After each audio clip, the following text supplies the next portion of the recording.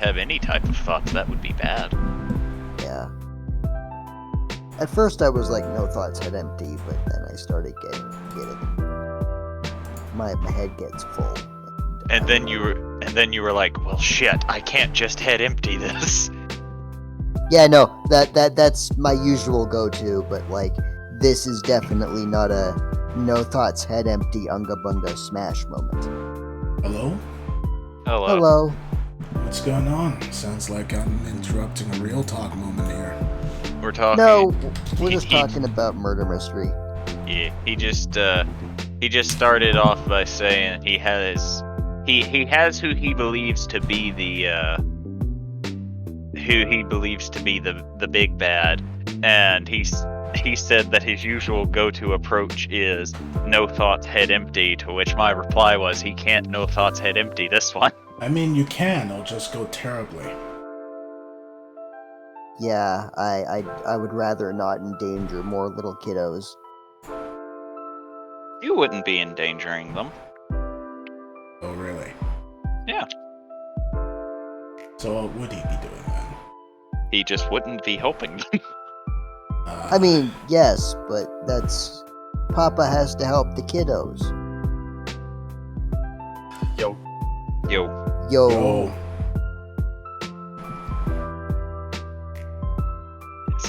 At the last session, Who wants to give him the TLDR of what happened last session? We found the Wendigo. It kicked the shit out of us and ran away. He was here for that. I was there for that. Okay. I think now we did pretty good, actually. Now we are murder mysterying, trying to figure out whose it is. He was there for that, and he did nothing but shit talk the Wendigo the entire time. Right, because that's his thing, apparently.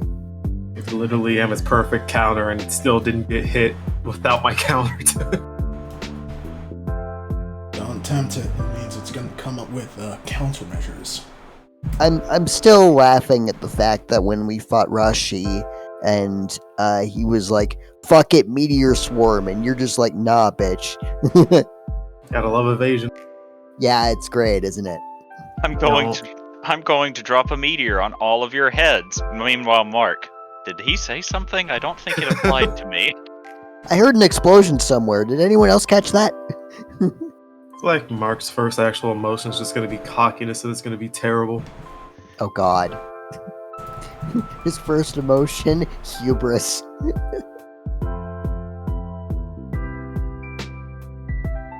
I mean, if he keeps becoming confident and not ever getting actually fucked up, he's just gonna become a cocky asshole. Oh boy. As a warforged. Like, I can dodge anything. And then you meet the insane goblins who literally hold you down, make it impossible for you to dodge, and then blow you to kingdom come. Like 20 goblins dogpile Mark and then explode. Just waiting, because depending on what Mark's actual first huge human fear is gonna be, is gonna set him on a course for shit. Who knows? Oh boy. Ought to be Valentine again somehow.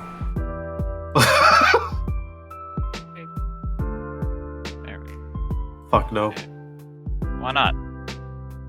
You know, you say that jokingly, but there is a chance that it could be a vampire. There is. There's I don't always... think Mark would feel anything from a vampire since he doesn't have any blood. Well, see, that's the funny thing. There is, technically, somewhere in this world, a vampiric warforged. What? Huh? Yeah. So it siphons oil? It does actively hunt down and consume other constructs, yes. What the fuck? Oh shit. And it's your brother! No, just kidding. That would That would be that, something. that is a possibility though. So It this is actually a a terrifying possibility. possibility. So Mark has a brother he knows about, while George is still trying to hunt down the fucking immortal fucking paladin. Two, Hey, actually. He's Or not undead immortal. paladin. He's not undead either. He got resurrected. And he has two brothers, technically. He only knows that one is alive. Damn it! Why are all these files so super thick? This is actually Sure, true. You sorry. don't know what happened to MK1. Mm-hmm. He could be alive somewhere. And he is. Well, that confirms it. Now that Jubilee is in the timeout corner for not being here, what are y'all doing? So Jubilee I- just got back and told us what she got, the information she got from Azulgorn, right? Yeah. I believe I was going to go see the orc for some reason. I don't remember. Does anyone remember why I was going to see the orc? Because there was something you wanted to ask him about. I think it was about the shadows. I don't remember. It wasn't what I wanted to ask. It was someone who wanted me to ask for them. I wish I remembered. I do not. Because it wasn't me who actually wanted to ask him stuff. I don't think anyone here remembers. Oh, that's okay. Is it though? But yes, Alright. Just Mark's probably gonna come out of his sentry state. Ah. Good morning, Mark. Hello. Well, it seems like we still have some detective work to do. And she'll get off of her chair. So, we're going to have to ask around and look into this. We have 3 suspects so far, Azurgorn, Bruntilda, and the third one whose name I'm forgetting. Bruntilda? We're not playing Banjo-Kazooie. Brunhilda. What's the name of the third one? The one who was able to make the wolf. Rig or something? I think so. Thicket. What? Thicket. Thicket. I don't know why I Thicket. thought Sprig. I'm thinking of another campaign. Thicket. Alright. Thicket. For one, I barely know anything about Thicket compared to the other two, so I suppose we can start there. We could also potentially go and ask that shopkeeper guy if he has anything that could potentially also track down a Wendigo. Well, you have one of his cards. You should go do that. I think I will. As Alright. he just nonchalantly starts heading out.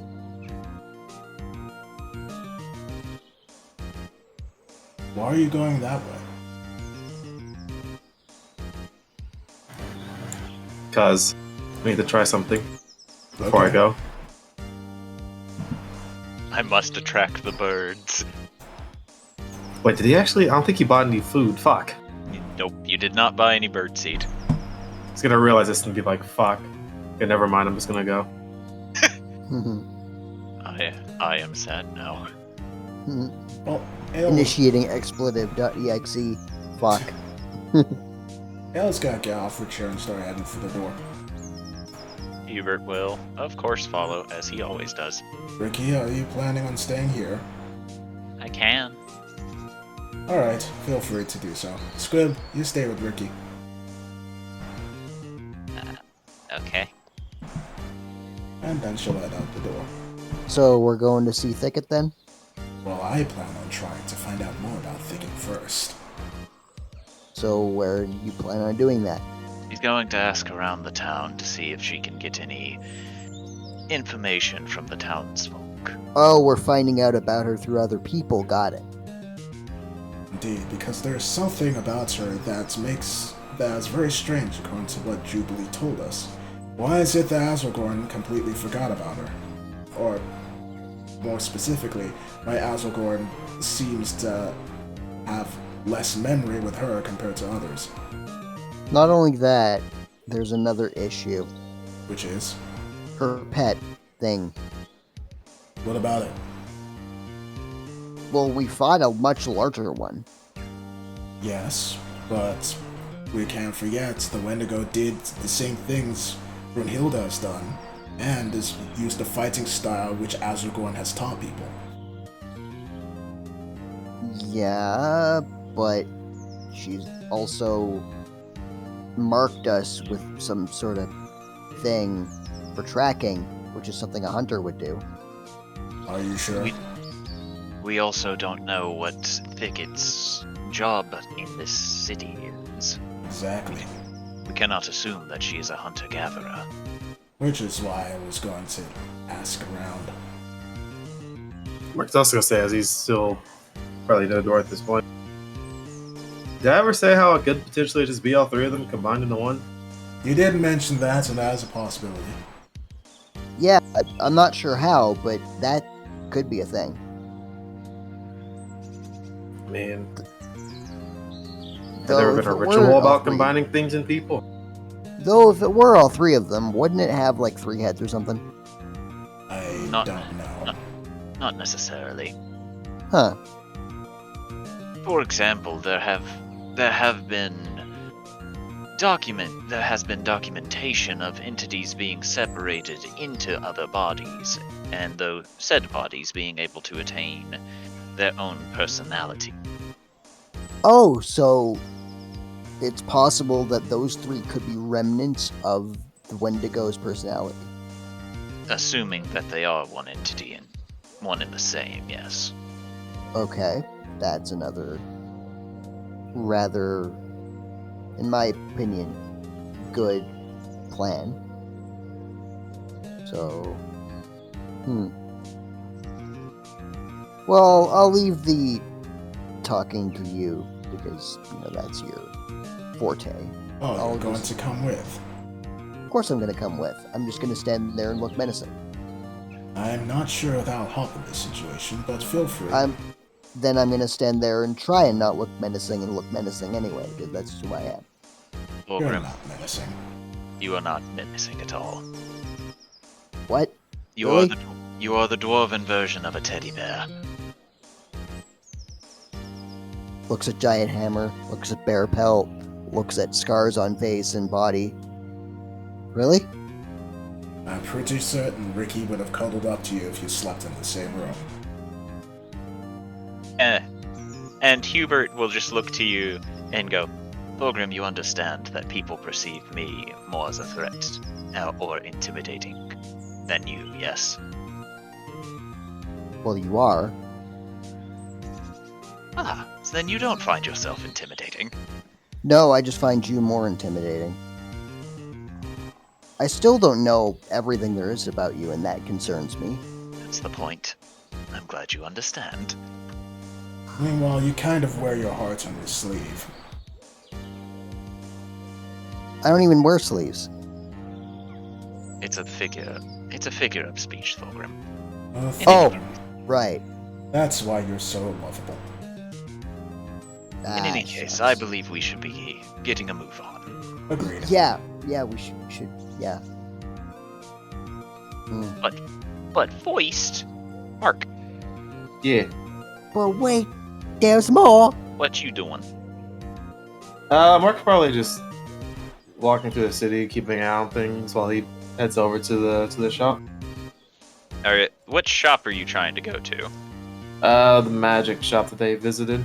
Okay, that one is dealt by the business card you purchased. You have to slide it under any door or window, and it will magically connect you to the discount emporium. Yeah, that's why I was asking why you were going that way to go to D's shop. I don't know if did anyone ever explain that to Mark? So cause I genuinely don't remember. I think Yes. we've done, he's been there when we've done it a few times. While they may not have told you how it works, you have seen them actively do it, so you would know. Oh.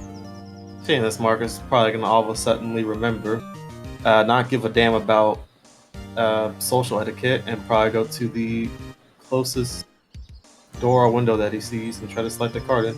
Okay, you slide it in just fine with no real issues. You get a few odd looks, but ultimately nobody stops you. Alright. And he'll walk in. D's nut. I mean, never mind. That's going to happen. Hey! Hey, I saw that! So what? I saw that shit! About what? Move these token right fucking now. What? Heck. Anyway, as you enter the shop, you'll see him turn to you and goes, "Well, hello, new face. Well, not entirely new. We've seen you before. I'm Devilish DVD. It's a pleasure to meet you." What? Hello, DVD. How are you doing? I'm doing marvelous. And what about you, my friend? Motherfucker keeps saying his name. Could be better. Oh, you could be. Well, that's a shame. Feeling a little under the weather. No, I'm still just the thing I talked to you and your compatriots about has been on my mind a lot. You're gonna have to refresh my memory there, kid. The dagger that is also a gun. Ah, the gun dagger. Yes. We're having to fill out mountains of paperwork in order to try and get even you to look at it, because just between you and me, it has a tendency to explode. I mean, okay. Mark kind of just says with a blank face. In any case, I'm sure we'll get that paperwork sorted out by your next visit. I can promise you that. Alright. But So- what brings you in today? I was wondering if you had anything that could potentially track down or detect signs of a Wendigo. Well, unfortunately, I've already given your friends the locate creature thingamahoozits. Other than that, apart from trying to scry it, or... well, that's pretty much it. There's no way that I can guarantee that you would track it. Anything I would give you would just kind of sort of lead in the vaguest direction of the big bad. And not only that, but considering that Wendigos be shapeshifters, if it isn't even in the shape of a Wendigo, all of these spells would be for nothing. Do you think it'd be possible for a Wendigo to be multiple people, or to shapeshift into one? Yeah. It'd be a little strange, but it wouldn't be unheard of. There are things that can become things whenever they fuse together. Wait, like what?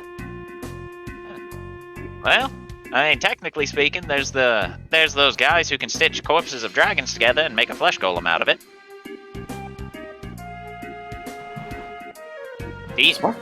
Demons can be split in half that way too, unless I'm much mistaken. Some of them can, not all of them.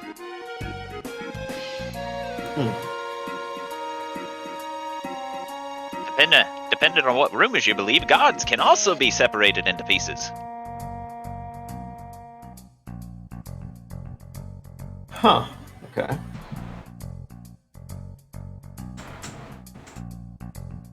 Well, trying to think. I believe there was one other thing. There was an item that was asked about a while ago about being able to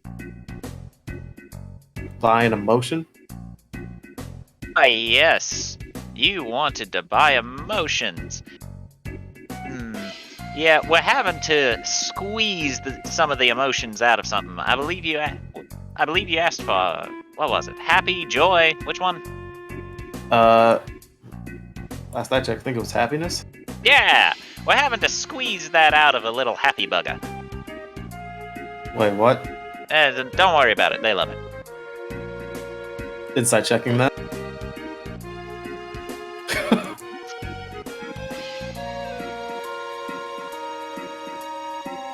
So, despite how shady it sounds, you think he's telling the truth.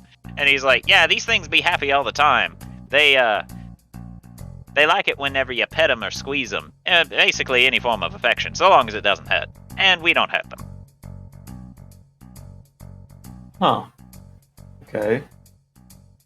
But it will make you feel genuine happiness for at least 24 hours after you drink it. You do have to drink it a lot, though. But I'm so generous, I'll give you 3 days serving for one low price. I promise you that. What price would that be? What do you offer? I can give you time to think about this before you take the deal, of course. As you already have a few other things on loan to me, he says, and pulls out a piece of paper and nods and then puts it back. How much longer do I have until those are returned to me again? 1 to 2 business days. Okay. You're close, just not there yet. Yeah.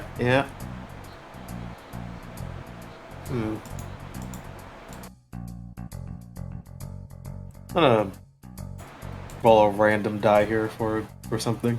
Okay.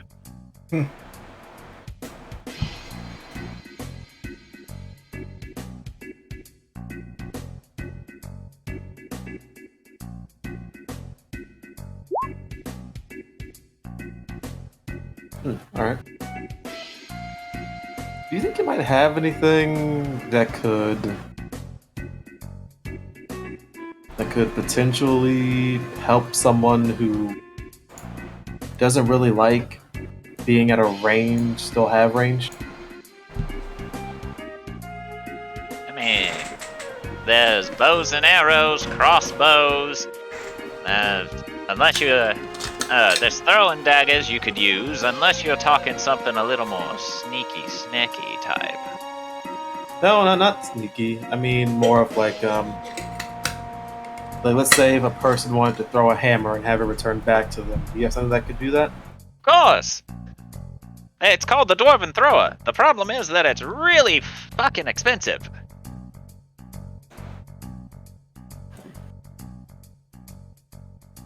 Do you think there's any way we can negotiate on that? Yeah, what are you willing to offer, my friend? Let's see. Well, We could also just, sort of just slap on something that just makes it return to you. That way you don't have to pay the whole Dwarven Thrower cost. Because let me tell you, this Dwarven Thrower, it is really, really expensive. I mean, what all can it do? Can it just be thrown and come back? Or is there anything else to it? Well, the regular Dwarven Thrower deals extra damage, can be thrown and immediately returns, and quite frankly, it doesn't like giants. But, like I said, really expensive. However, the enchantment to make it come back to you, while still expensive, not nearly as expensive as the Dwarven Thrower. So I could just, keep your weapon for a bit, enchant that little bad boy, and then you could throw it to your heart's content and it would return like a boomerang. Well, let's see what we can possibly work out with the Dwarven Thrower. So, I'm gonna be real with you, kid. You probably ain't got enough on you to afford this Dwarven Thrower. well, Out of character, the Dwarven Thrower is a +3 weapon, and I'm not giving that to you yet. God damn it. Motherfucker, I was ready to offer up so much for it. Alright. What about just What about the enchantment to bring it back then? I probably have to go and either get that for a friend or... What are you gonna offer me? He says, wiggling his fingers in anticipation. It's gonna bring out the...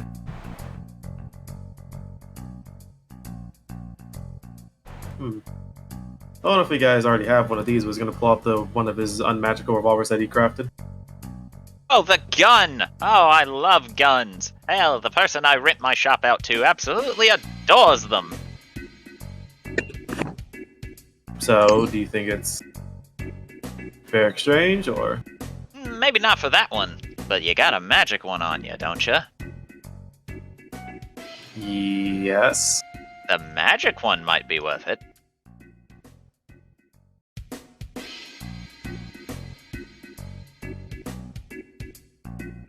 How about this then? Rather than giving that up, I give you another one of my abilities. Which one? He's gonna say as he kind of pulls out the dark the dark steel longsword that he's given. Yep. Even though I'm particularly more sneakiness, I still am extremely skilled with weaponry like this. So, what if I gave you that? Your skill in weapons? Well, not in all weapons, but just with longswords. He And if scratched... need be, Go ahead. and if need be, if you want it, I can throw in the longsword as a bonus. He scratches his chin and goes, how about, let's say, your skill in longswords, the longsword, and your skill in one other weapon. And what weapon would that be? Which weapon do you want it to be, my friend? I am pretty good with scimitars too. That would technically be the same as the longsword. Whips. Kinky, sure, he says, holding his hand out. I guess as he'll shake his hand with the guy. As soon as you do, you now no longer remember how to use a longsword, and with his other hand, he reaches over, grabbing the tip of your dark steel longsword and slowly pulls it to himself. Wait a second, is this just Soba in disguise? Now then, my friend. What weapon do you want me to attack? I don't know if you could do it, but if possible, oh no, you've probably seen it before. The flame hammer that my dwarven friend carries. Now, while I would try and add it to that, since it's already magical, it may take a little extra time. Not only that, but I can't take weapons without the express consent, whether verbal or written, of that weapon's owner. So think for a second. Can I roll to try to remember what other weapons Thorgrim might have? You know he has a maul, a flame tongue hammer. Let's see, because he walks around with all these weapons on him, so it's pretty easy to see them. He has a silvered warhammer, a dark steel maul, and a longsword. Is the silvered warhammer the flame steel one, or the flame tongue one? Yes, I believe. No, it is not. Not according to his sheet. I am looking at his sheet because he is currently burbed, so... Yeah. But he has a flame tongue hammer, a silvered warhammer, a dark steel maul, and a longsword, so... Okay. Question. Let's say, for example, he doesn't really consent to having any of his weapons enchanted. Do you guys do refunds?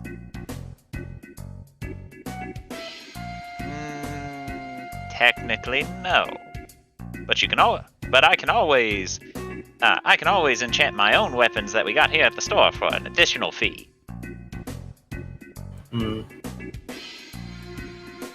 But why would he not agree? Why would he not agree to have a more fun toy? He sometimes is very ignorant. Well, just be very persuasive. I could do that. Alright. Let me... Okay, wait. How exactly would we be able to do this transaction? Because if I leave and come back, are you still going to be here? You just need to use a business card, but technically as soon as you'd get consent from him, that weapon would be here. You just have to come and pick it up once it's done. Why do they put these things in that fucking thing? Fuck. Speaking of which, he holds out a business card. 5 gold. I'll give him the 5 gold just so he has that. Wonderful, he says, putting the gold away, and you get another business card. Also, okay, if we were thinking about an approximate time, how long would that take if he were to do the flame hammer? Now you're sitting here trying to give me approximations whenever I always do business days. He then pulls out a an adding machine and begins clicking on it, pulls the lever. You see a receipt come out as he reads it, and this goes on for several minutes, and he goes, about half a day. Oh. Alright. I'll go talk to him then, and then hopefully by the time I get that permission, you'd be able to do that. Wonderful, and I hope you have a pleasant day, my robotic friend. Yeah, you as well, as he's kind of looking at his arms as if he just lost one of his children. No, don't worry, you'll get that back, he says, patting him on the shoulder. I know it's hard losing some things, but don't worry, it'll be okay. They'll be back to you before you even realize they're gone. And I'm thinking about how I was so skilled with longswords and now it's gone. Gone it. Reduced to atoms. Yeah, he's giving away the one gift that one of the weapons that George gave to him. It's like I don't know. I don't know what. I can't think of the word. Oh well, it's gone. Gratitude? My joke's gone. Nope, it's not that one. It's gonna be just my luck. He gives away the one thing that's good against demons.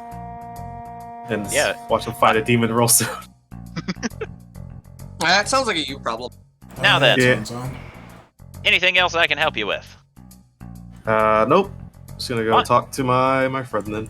Wonderful, wonderful. Have a pleasant day. Yeah, you as well. So, while this was going on, we'll go to Adelsarday and friends to see what she was doing during that time. She's going to try and find the person that was doing the games before. The juggler? No. Or The one that was doing the okay, the card gambling game. thing. Gotcha. Okay. Roll a investigation. Oh boy.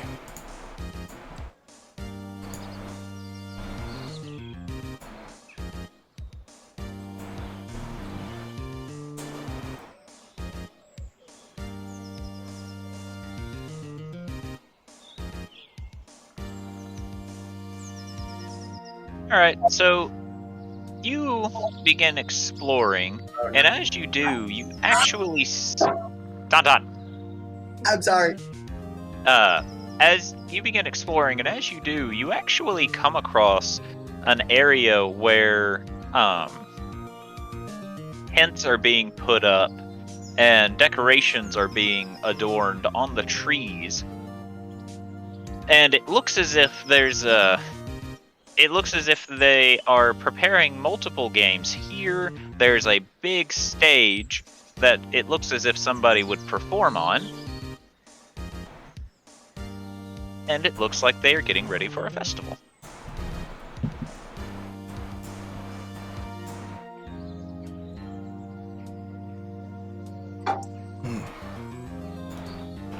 I was going to walk up and look around. You see several people within the tents preparing. Although I don't have NPC tokens on the board just now, there are several people walking around, putting up the decorations as it seems that they are all very ecstatic about what's going on. And as I do not just have a generic Wood Elf NPC, you're going to have to look at the warriors as if they're just regular people. Okay. Hell's gonna go over to him. They're currently hanging up the flags between the tents, and as you approach, they look to you curiously. Hello, she says in Elven. Oh, hello. Is there something I can help you with? Yes, as I'm sure you could tell from how I'm dressed, I'm not really from here. Can you tell me a bit more about the festival? Well, it's a festival to help us essentially get hyped up for the easiest way to describe it is a solstice. Whenever the druidic energy in the area flows so greatly, we enjoy a few days of revelry, entertainment, and enjoyment before that day arrives. I'm not sure if this is common knowledge, but I remember hearing someone mention something with a fae in this village. Yes, generations ago, an archfey blessed our village, where the next generations within our village would be stronger and stronger with druidic magics. Generations ago. For you. Yes. So that will have been millennia ago. He thinks about it and says, in a way, yes, but every year, or every few years, is considered to be a generation. I mean, not every elf family only has one child, after all. That is fair, and I've heard what elves have many children. We do have family trees, after all. So, is the festival and the druidic energy linked to the fae at all? Well, we're not sure. We don't believe it is, but whenever we realized that the energy flowed here, and we began hosting a festival, that is what drew the Archfey's attention and gave our village their blessing. Who was the one who came up with the idea? Aswagorn? Brunhilde? I believe it was Brunhilde. Really? Interesting.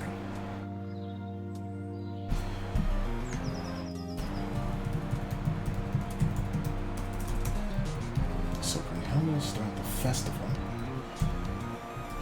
And do you know what can you tell me about the Archfey? Do you know anything about them? Aside from the fact that they're just an Archfey? I'm afraid I don't. I'm guessing Brunhilde would she? I'm not sure. The knowledge is not spread around, and if she does, she has not shared it with us. Fair enough. Alright. I do have another question, it's just something that's been nagging me. Do you know what exactly it is that Thicket does? Oh, she is training to be the next Archdruid of the village. She's training directly under Brunhilde. Ah, so she's a Archdruid in training. Interesting. So, what does that entail? No! Get out of here!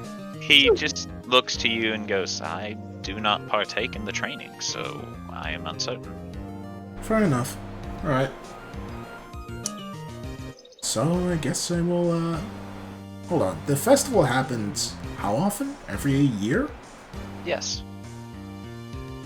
Did anything happen during the last festival? Not that I recall. Nothing eventful. Interesting. Apart from... let's see. Poe Masters, that's it. Poe Masters performed for us. Really? What? Yes, in fact, he's going to be performing this year, too. Really? Is he here? Are you running up as soon as you hear this? I thought I was going with you. You are, but they're kind of away from where you and Tauntaun are standing. Oh, well, that's because I wasn't moving my character because I was in the bathroom. I would like to pretend he did just run up when they said Poe Masters. I am also pretending that is what happened. Nah. Poe Master's name has a special effect. It's called thaumaturgy, specifically when they say Poe Masters.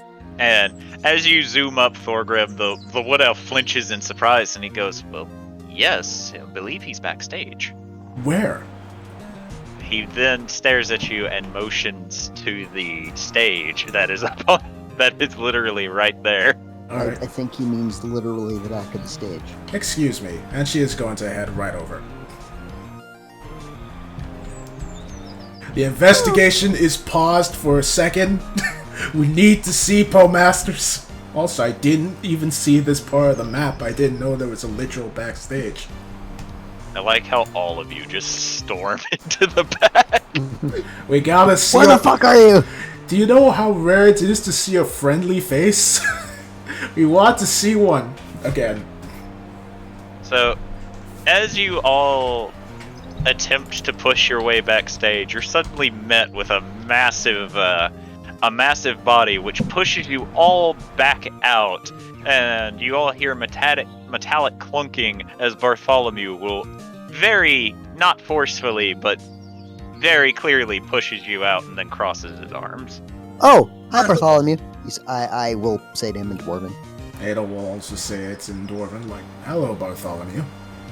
He'll wave to you both. We heard your master was in town and wanted to say hi. He nods a bit to this. So, can we say hi? He shakes his head no. Damn it. Too busy preparing for his performance? Nah, of course not. You were merely about to walk in on me, he says, walking out, and you all see sparkles flying around his face, and his trademark purple cape flowing in the wind where there is no wind. Okay, but why would that stop me from walking in? You must ask permission to look upon my nudity. I didn't ask last you were. time. Oh, sorry. Oh, I must say, I'm surprised to see you all here. Me too. We were surprised to see you too. We're a little occupied, but we thought we'd say hi. I had to come here. They asked me to perform. Well, Does that mean when Jubilee asks you to perform later tonight, you're gonna perform? It's entirely possible. But I do believe that she is indisposed, otherwise she would be here, yes? Yeah, she's busy doing things and stuff. that's aside. It is good to see you again, Poemasters. And it is good to see all of you. We're actually in the middle of, as I'm sure you wouldn't be surprised by, another investigation. Seems that you all are very good at getting into trouble. More like we're good at starting trouble, but... And then Ada will explain the situation to him, with what they thought was an issue with the Oni, and turns out to be an issue with the Wendigo.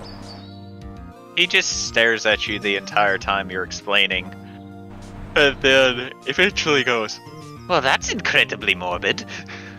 You don't say. But yes, that's why we're here. Or at least why we're still here.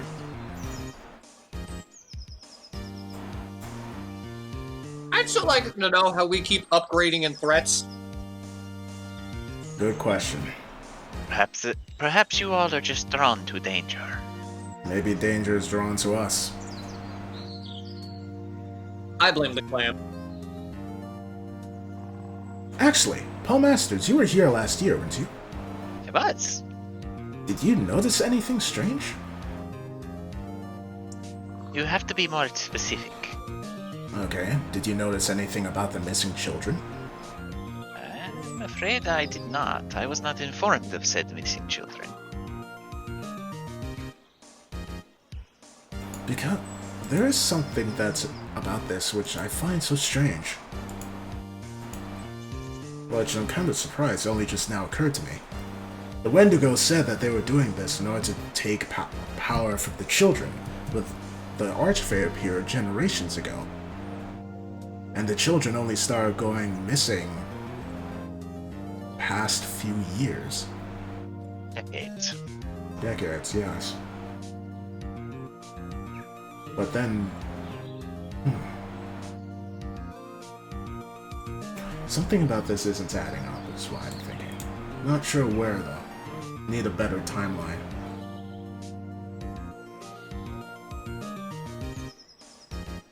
Huber, why did Aswell want to cancel the festival this year?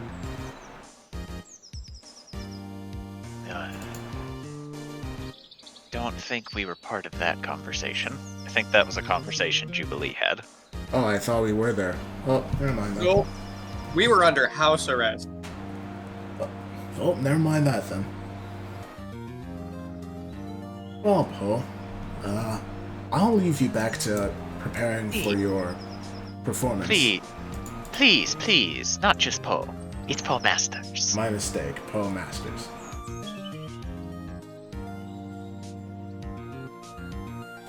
But good luck. Oh, thank you. I appreciate it. Yep, and they all start acting along.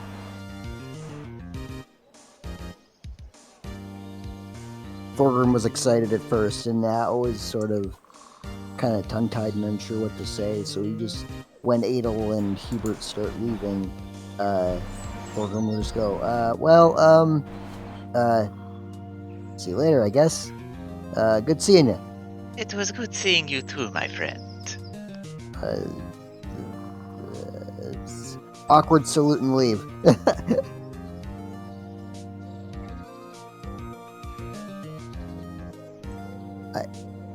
And eventually Poe will look up to you, Tauntaun. Yeah. And I should be asking you, yes, as you are the one who's not yet left. When do I ever leave with those? All the time, because they are your friends. You're using that word a little bit strong there, bud. But it is accurate, is it not?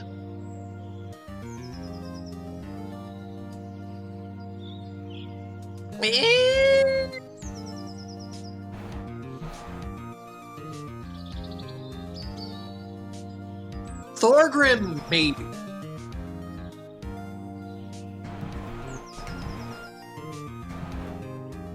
I trust Hubert to not put a knife in my back just about as far as I can hunt. Which isn't very far. Silly Tauntaun, he uses swords. No, he has a dagger too. I'm sure he has many daggers, but he does not use them primarily. Yeah, I know. Point still stand. If you say so. I prefer a sword to the front than a dagger to the back. In any case, is there something I can help you with? No, not really. Very well. Other than someone to just kind of play accordion with. Ah, I love the accordion, he says, and you watch as he will mutter a little bit and wave his hands as a accordion will almost magically appear in between them, at which point he stretches it out and pushes it in, playing very briefly a tune on it, and smiles. Tauntaun's going to take out his plastic piano and be like, time for some oka. Alright.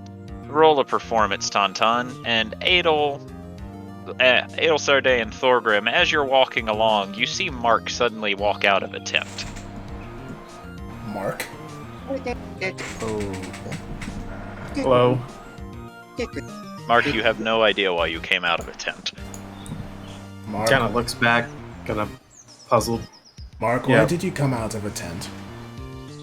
I went to the store. Oh, that explains that. Yeah. Where'd you come out of? And I come out of Thorgrim, yeah? I made a deal for you. You what? I made a deal for you. What deal? Did you do something with Devilish, whatever the fuck his name is? Devilish DVD, apparently, was his name this time. Oh god, keeps changing his name. And yes, I did. What did you do? I asked to see if there were any ways that he could, make items that were grown return. And he said that there was an enchantment that could be done, and I offered up something of mine in order for you to get an enchantment on one of your weapons for that. Okay. You didn't have to do that. That's why I saw you were kind of having trouble when it came to the Wendigo's ability of making, you have pain every time you have to move through there. So Okay, so, Wargrim, What a- it's a gift from a friend. what do I do? Like, I'm more confused as to how I cash in this gift. I mean, when I asked him, he said if you wanted to throw a put on your flame-tongued hammer, it would take at least half a day. So all they really need is your consent. I guess somehow the weapon would be transported to him, and Do you'll be able to I pick it need up by to tomorrow. Do I need to, like, give you the hammer? I guess you could just say you consent to having the weapon taken, the enchantment given put on it. Okay, I consent. Okay, Thorgrim, as soon as you say this, you feel a tap on your left shoulder. What? What the And- fuck? All of you, as soon as he looks to his left, you just see a hand grab the flame tongue off of his hip on his right. Just immediately it disappears. What? Huh? What? What Devilish the? D is doing his devilish deeds. I wonder if they're done dirt cheap. From what I understand, no, they haven't been. Yeah, no, I had to give up my ability to use swords. You what? He doesn't even use a sword, Thorgrim. Still, Yeah, What? and the dark steel longsword that I was given by George. What? And apparently my ability to use whips. You use whips? huh? I could. Interesting.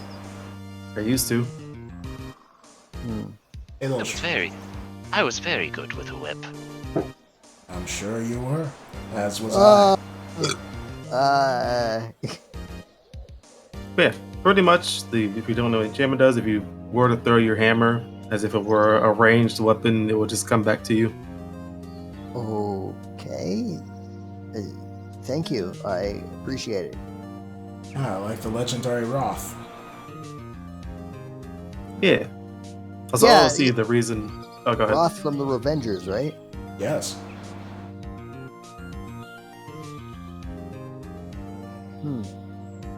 I was gonna say out of character. The reason why I rolled a d4 was to determine which person Mark was gonna try to get something for.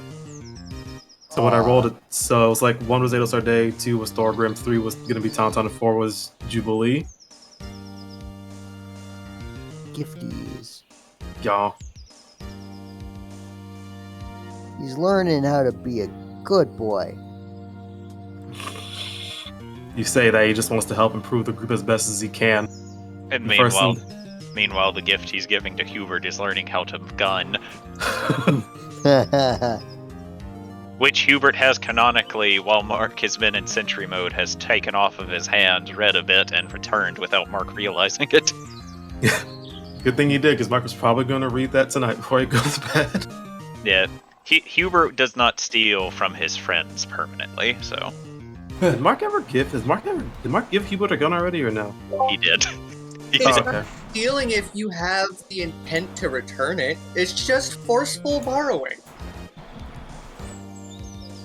But yes, Mark has in fact given Hubert a gun, and Hubert is in fact practicing with it in his downtime. In fact, he's already learned that putting cloth over the barrel makes a wonderful silencer. Oh, Oh God. no. Oh God. Turning It Hubert into a begins. hitman. What do you mean turning him into one? It's gonna be a silent hitman now. What do you mean? He's always a silent man. Everything Hubert wants to do is silent. The gun is far too loud. He's learning a way to make sure that it is not as loud. Well, Mark slowly infecting this fucking realm to have guns now. he 'Cause is he's literally destroyer given someone- He has become destroyer of worlds. But yeah, he literally gave a guy the instructions on how to make it himself. Yep. God of destruction! Well, Aelin's going to check her pocket watch. What time of day is it? It's only about noon. Alright, she'll put it away. Is it Alright. high noon or low noon? It's about noon. Alright, well, I think we still need to find out a bit more about thicket. But Mark, while you're here, I have a task that I'd like you to do, if you can. Okay. Try and find a timeline when the Archfey began to when the Archfey gave their blessings to this village, when the festival started exactly, when Thicket arrived at this village, and when the children started going missing. And Wait a second. And when people found out that the Oni was the one taking the children. DM, question. What's up? The vision I had. Yeah. Of bear doing bear things that were bear-like. Yes. Can you describe to me what it was exactly? And don't spare any details. The bear was running around in what you believe to be a spat of rage. It discovered a small camp of people. You did not catch the race of the people. And it immediately did its damnedest and succeeded in killing everyone in that camp. Oh, there tents? right. That's what Jubilee and Ada wanted you to look into. The bear. Thought Snarg might know about it. Were there tents? Yes. Did they look like these tents? They did not. They looked like Oh. camping tents. Okay. Wanted to make sure. Because this does look like a campground of sorts.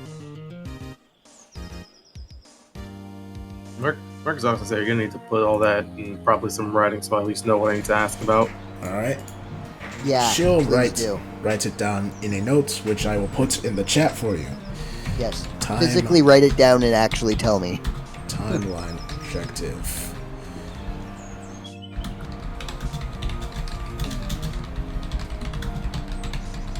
Exactly.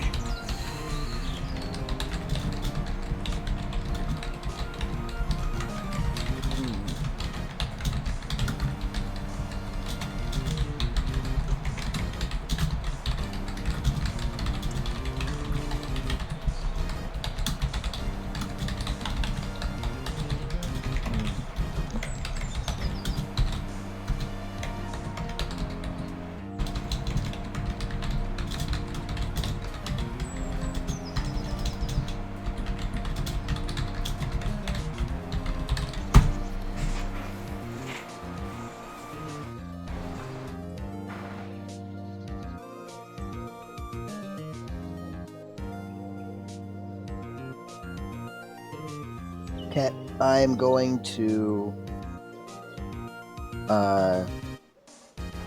go and find Schnurg thing. You'll have to roll an investigation. Could I not just go to the location where I last saw him and see Sure. if I see him again? Sure. I shall do that. Wasn't that out in the forest? No. Oh, okay. They were very much within the city. He was very much within the city limits. Yes, we were talking about. This was when Jubilee was looking around and talking about people, but either just before or just after we found the winery and Thorgrim got drunk. While he does that, Ael's gonna ask him for where Brunhilde is. Okay, roll a persuasion check to see if somebody will actually tell you. Oh boy, oh boy. Mark, help. Sure. Yep. What? Put that The, back. the initiative is just going to be for me to keep track of whose turn it is, since Sure it seems it like you all are splitting up. Sure. Real quick, everyone roll a d10. Whoops. Wow. Twee. Oh fuck, Tauntaun. Damn, I need to get- Tauntaun. I need to get Tauntaun's token in case he decides he doesn't just want to chill with Poe. Oh. We gonna take this poker show on the road, baby. Poe is not leaving the village anytime soon. I never said leave the village. You said There's on the one. road. Yeah, there's roads inside the village. The road is whatever the f I put my feet on. No, that's Mark. a street. Mark Thorgrim, roll a d4. Technically, it's a trail because we're in a wooded area. I was really scared for a second. Oh no, Thorgrim, why would you not one? Now we're all gonna No, die. I thought we were going to tie again. All right, Adelsarde, roll your persuasion check real quick because you asked that before. Wait, you're not the 9. Tauntaun's the 9. Yes. How dare you lie? What? Anyway, roll your persuasion check Okay. because you asked that before I started. Well, Initiative. Mark said he is helping, so does that add I'm anything? It gives you advantage because he's giving you the help action. Wow. Not that you needed it. Brunhilde has a tendency to hang out in the heavily wooded area to the north of the village this way. Oh, that's where she's heading. Okay, but not yet, because it's Tauntaun's turn to tell me what he's doing. Poker never dies. You're just gonna play the accordion with Poe? Yeah, we gonna do some poker. We gonna be the Okay. pre-show to the show. Okay, roll a performance. Get performance. I'm rolling accordion. I'm proficient in accordion. Not proficient in performance. Okay. Mark, what are you doing? Mark's gonna see if he can find that juggler real fast that he saw the other time. Roll investigation. You wanna honk nose? Oh god, Mark's investigation is not that good. God. Wait, why is the rogue bad at Well, Why are you Well- so bad at investigation? Well, Mark's pulling a Charlie. You it's gonna get go to get go. lost. You get to go over here, and we'll come back to you later. Oh god. Okay, Thorgrim, what are you doing? I'm gonna go to where I saw Snarg last. See if I Okay. can see him again. Do you remember where that was? There was a location where he was eating food. It was near the place where we went to in order to talk about, try and gather information. He was only eating when he was at the party. You saw him just relax. You saw him resting somewhere before you went to the winery. I thought he was eating there too. Do you remember where it was by chance? I don't remember exactly where it was, but I do remember there was a park bench-like area where he was sitting. Okay. Roll a history with advantage to see if you remember. Bruh. But You I do remember he was sitting down and he was relaxing, and I distinctly remember he was eating something. You find him. Okay. Luckily for you, the landmark he was at is pretty easy to find. Yeah. I imagine it to be kind of like the mall food court equivalent of the area. But you go, you find him, and much like the first time you saw him, he is currently seated, leaning against one of the stone pillars. All right. I'm going to lean. Is there another one like directly opposite from him? Yeah. I'm gonna lean against it, similar to him, and I'm just gonna try and just say like, "What's up?" He slowly tilts his head up to look at you and just says, "What do you want?" Hoping you could answer a few questions for me. Probably can't. Let's give it a try then. Try just in case. You know these festivals the village has been having lately? No. I just got here a few weeks ago. I don't know anything about this village. Okay, so you don't know when the festival started then. Afraid not. And I wouldn't even be here if we hadn't gotten ambushed by the shadows. Okay. So you wouldn't know things like when the Archfey blessed the village, when the children went missing, when people discovered the Oni, when somebody named Thicket became training under or went under training under Brunhilde. Wouldn't The know Arch. any of that. The Arch what now? So you wouldn't know any of these things, would you? No. Well, I'm not even sure what all you've just said to me. okay. He looks genuinely confused, right? Yes. He straight up doesn't seem to understand anything you've said to him in the past few minutes. Okay. Is this what talking to me feels like? Feels like I don't know. Alright. This ain't gonna go anywhere, so, do you want me to get you, like, a drink or something? No. I No? don't like people having pity on me. No, not pity. Just trying to... I guess it's not a welcome to the village, but just sort of a... thanks for letting me talk your ear off for a bit. Uh-huh. He just goes back to more or less hunched over, seated. He doesn't say one way or the other. Alright. He still seems to be in a fairly bad mood. Okay. Can I insight check him just to see if I can glean more information about said bad mood? Sure. That I'm doing good at. So, you don't think he knows anything, but you do remember that Adel Sarday told you to come ask him about the bear. But that will have to wait until your next turn. Okay. Also, Chaos Bud, you don't have to ask permission to join. Where did you ask permission to join? In general. Bruh. It's been a weird day. I'm not gonna sit here and be like, no, you can't join. You missed the time. Gatekeep, not allowed. No.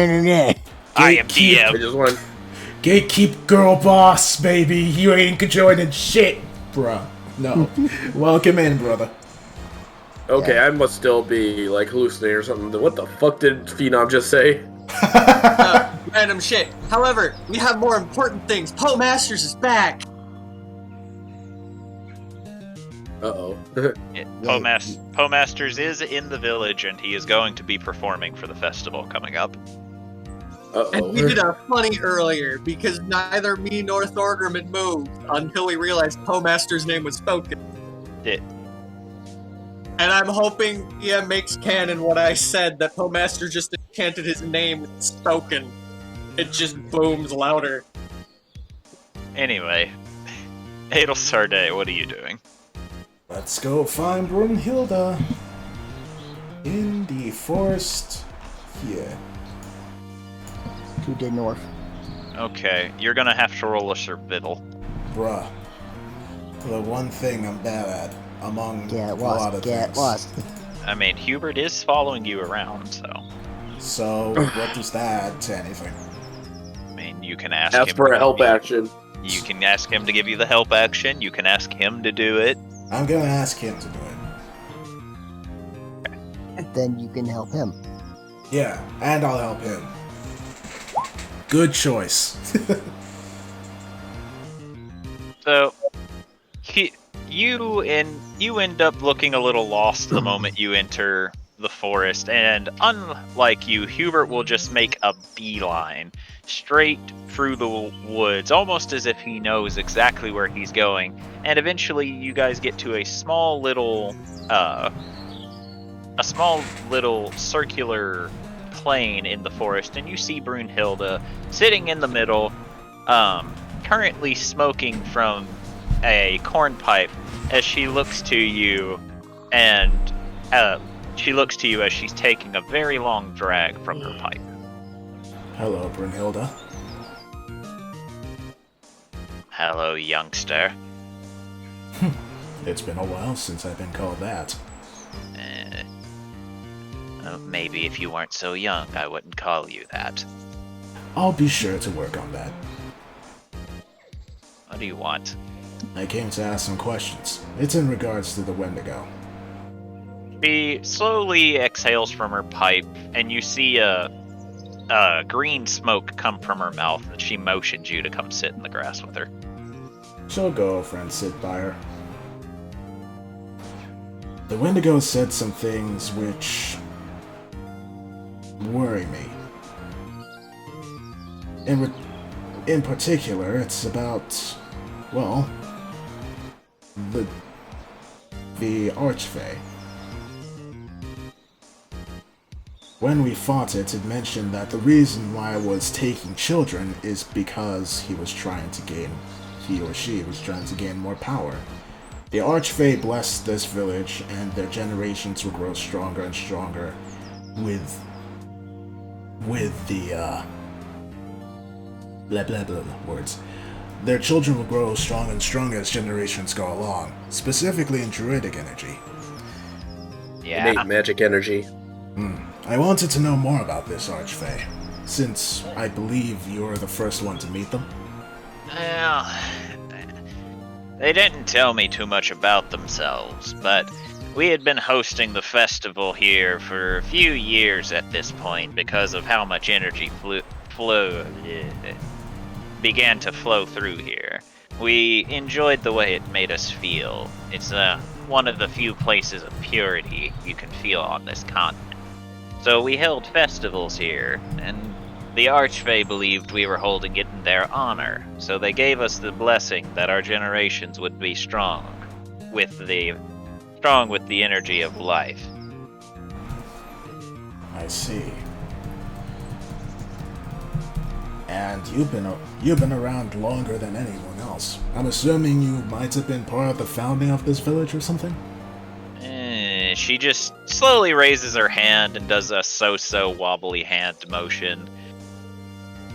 And goes, our people were more of a nomadic type back in the day, but we decided to set up shop here because of the whole druidic energy thing. But that was back when I was a girl. A young girl. I see. So that must have been recent. And she gives her a shit-eating grin. So She just grumbles to this and then goes back to smoking. So, what can you tell me about Thicket? Good girl, that one.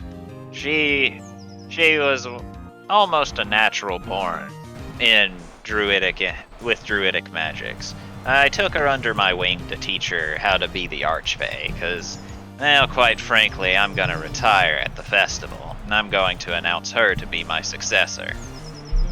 Really? Why?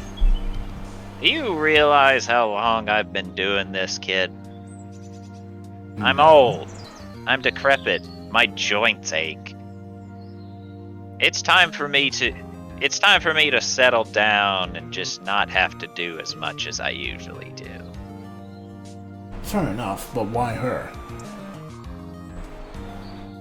Because I liked her energy. I liked her spunk. I liked the way she did her magic. You make it seem like that I forced her into some weird special initiation. No, I just picked her. I never said that you forced her into anything. It is simply that it is a big decision. I was wondering what your reasoning was, and you have given your reasoning. Sticking your nose in my business is what you're doing. She just says passive-aggressively. But despite her crabby attitude, you can tell she is enjoying your company to some extent. So when did you notice that Thicket was, as you said, had those qualities that you admired so much? Oh, she was young. Good old 20 years. It was a good time back then. She was so young and full of energy. Now she's a young adult and still full of energy, and I can't tell how she does it. Really?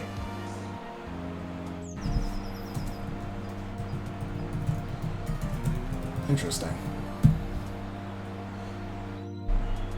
Well, I guess that's all I have to ask. Yeah. He'll then get up and dust herself off. Nice talking to you, Brunhilde. Yeah, it was good talking to a drow again. Again? When's the last time you talked to a drow? It's anywhere between a few months or a few years ago. Honestly, it's kind of hard to keep track at my age. Fair enough. You know, I don't remember much about her though. did she, by any chance, look similar to me? She looks to you, and for a brief moment, you can see almost a flash of pain in her eyes, as if it's hurting her to remember. And she goes, "Wore about the same crest that you do, I guess." Did she mention anything? Like where she was going or what she was doing? No. She just stayed in the village for a little while. We talked a bit. She did technically save Thicket's life at one point. What? When? Where? How? Thicket got attacked by something big and beastie. We believe it was the Wendigo or something. But she came over, did her best to heal her, and gave her a little bit of her blood. Fixed her right back up. I see. Well, thanks, Brunhilde. Uh-huh. Yeah, by any chance, do you know where Gretchen usually is? Gretchen. Sorry, not Gretchen. Thicket. Who's Gretchen? Who's Gretchen? What was I thinking? The dwarf. That was the dwarf girl that scared Adel Sarday. No wonder, because Adel's a bit scared now, so yeah, I guess that would explain why she entered my mind. Thicket can be anywhere in the village, but I think she's preparing for the festival. Alright, thank you. Uh-huh. And then Adel will quickly head along. And Hubert will follow. I think I know who it is, but... Who do you think it is, my lady? Thicket. And why is that? Because the person that saved her life was my sister. Yes. And? She gave her some blood. And... my sister... It would explain... Are you assuming that your sister is evil, unlike you? No. I don't think it happened on purpose, but would explain so much. Why Asselgorn wasn't able to remember who remembers specifically about Thicket. Why the blood moon occurred when the Wendigo showed up. I see. Because... Do you want me to kill her? No. We need to get everybody together first, and then think of what to do. Without interrogating Thicket? I think if we let her know that we know who she is... I worry that if I ask her anything, she'll figure out that I know who she is immediately. I see. Tauntaun should ask her, and Jubilee. An interesting idea. Tauntaun is eccentric, but he will distract. Jubilee will be able to get better answers. Yes, I was about to say Tauntaun would be the kind of person to simply ask if she was the Wendigo or not. Yes. That's why I'm not going to tell him why I suspect it's her.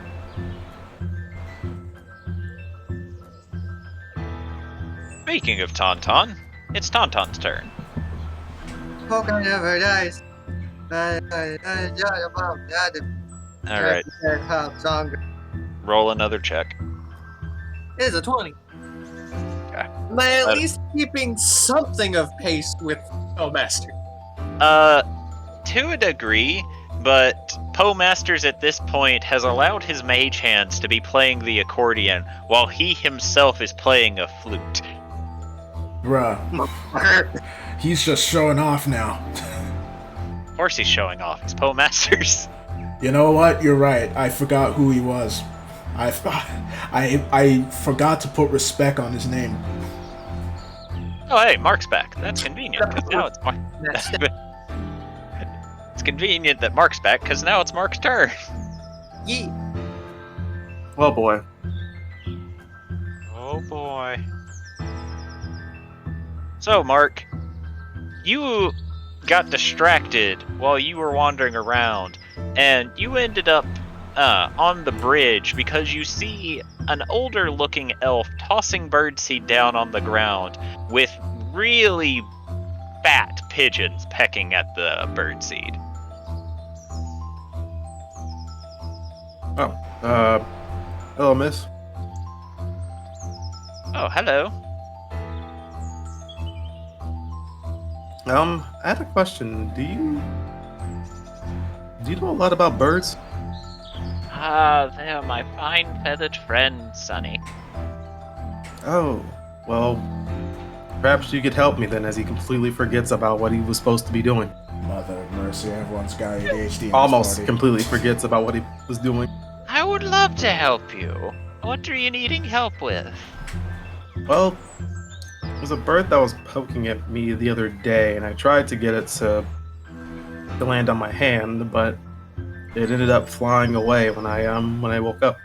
Oh, yes, birds are little timid things. But here, he takes your hand and reaches onto his side and very gingerly places a small bag in your hand. It's like, put a little of that in your palm in the morning whenever it comes around, and just let it peck it from your hands, and eventually it'll get accustomed to you. Huh. I mean, interesting. I mean, how long have you been working with birds? Oh, I've loved birds since I was a young little one, and I just enjoy feeding them. Huh. So you don't, like, try talking to them at all, or? Oh, of course I talk to them. Isn't that right, you little one? He says, patting one of the pigeons on the head, and it doesn't seem to be scared of him and continues to go about its business. Wait, so you understand what they say? Oh, no. Oh. No, I'm afraid I'm not that strong in the magic of any sort. Okay. Wait, since you've been here for a little bit, do you know when, like, the Archfey actually blessed the village? It was a few years before I was born. That happened back when, well, Brunhilde was fairly younger. He says, scratching his chin, and then goes, oh, yeah. Blessed it shortly before I was born. Wait, how old are you now? Let's see. I think I just recently had my 653rd birthday. Hey, be old. Just gonna put that there.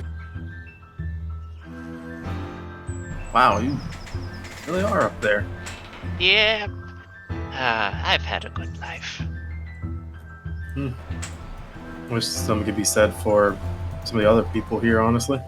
Oh, I agree. When exactly did all the bullshit start happening? Oh, the Wendigo began kidnapping children a few decades ago, 40 or so.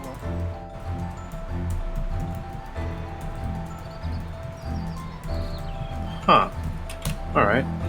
So then why does everyone assume it was the Oni then? It was the Oni. I think Jordan misspoke. I did misspeak if I said Wendigo. Yeah, he said Wendigo. Yeah, I was I like, meant- huh? I News meant to spreads say Oni. fast. I meant to say Oni, my bad. I know, I Huh. made the same mistake before. I said, you'll probably go missing instead of you'll possibly go missing, and the party lost their shit. Okay. Did anything else start happening before then, or was it just the Oni? Well, Thicket got attacked, I think.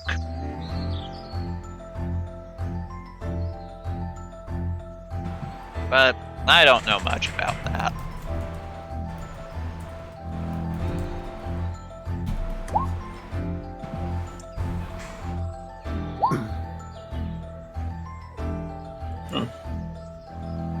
I mean, what I've heard from friends, a lot of people, there's someone who had like changed after they had gotten attacked. Did she end up changing at all? I know she likes her friend and all, but she always like that. Yeah, she's always been an energetic and happy little girl.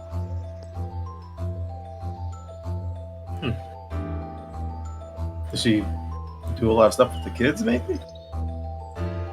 He thinks about this before shrugging and goes, I don't know.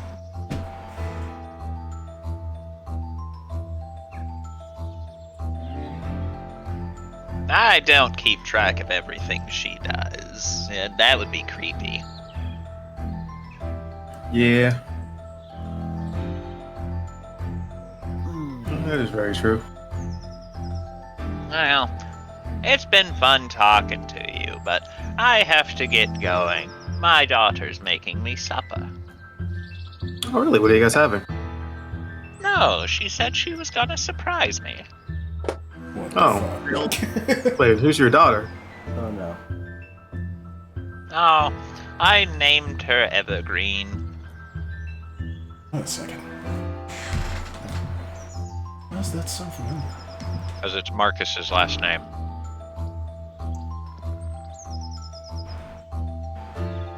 Oh, alright. Motherfucker! Actually- God damn it! If this is linked in some way, I'm gonna lose my shit. Anyway, Actually, I did have one more question for you. what might that be? Have you by chance also met someone who kind of looks similar to me, you know, metallic, robot-like? He looks at you for a minute, and then he reaches into his shirt and pulls out a pair of spectacles and puts them on, and it just kind of squints at you and is like, "Ah, someone like you came to the village a while back." Huh. Yeah, I've been hearing about him. No one's really knew where he was going other than just the direction. Well, he kind of kept to himself. Walked in, asked if he could stay for a little while. We said yes, just sat down in the middle of one of the streets.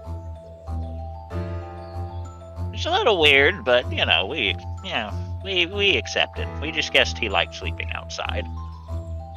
Oh, alright. Well, I'm sorry to take up your time, but thank you. Didn't really know too much about this place. For talking to me, and I hope you become friends with that bird.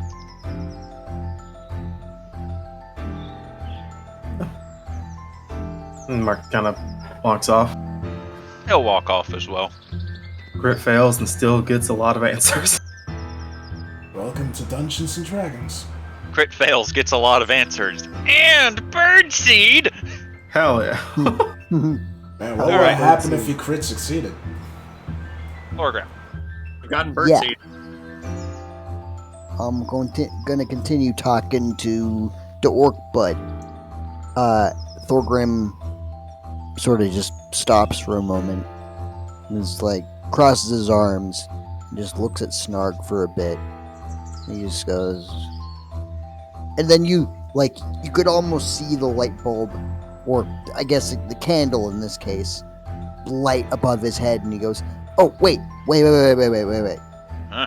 Can I bother you for one more thing?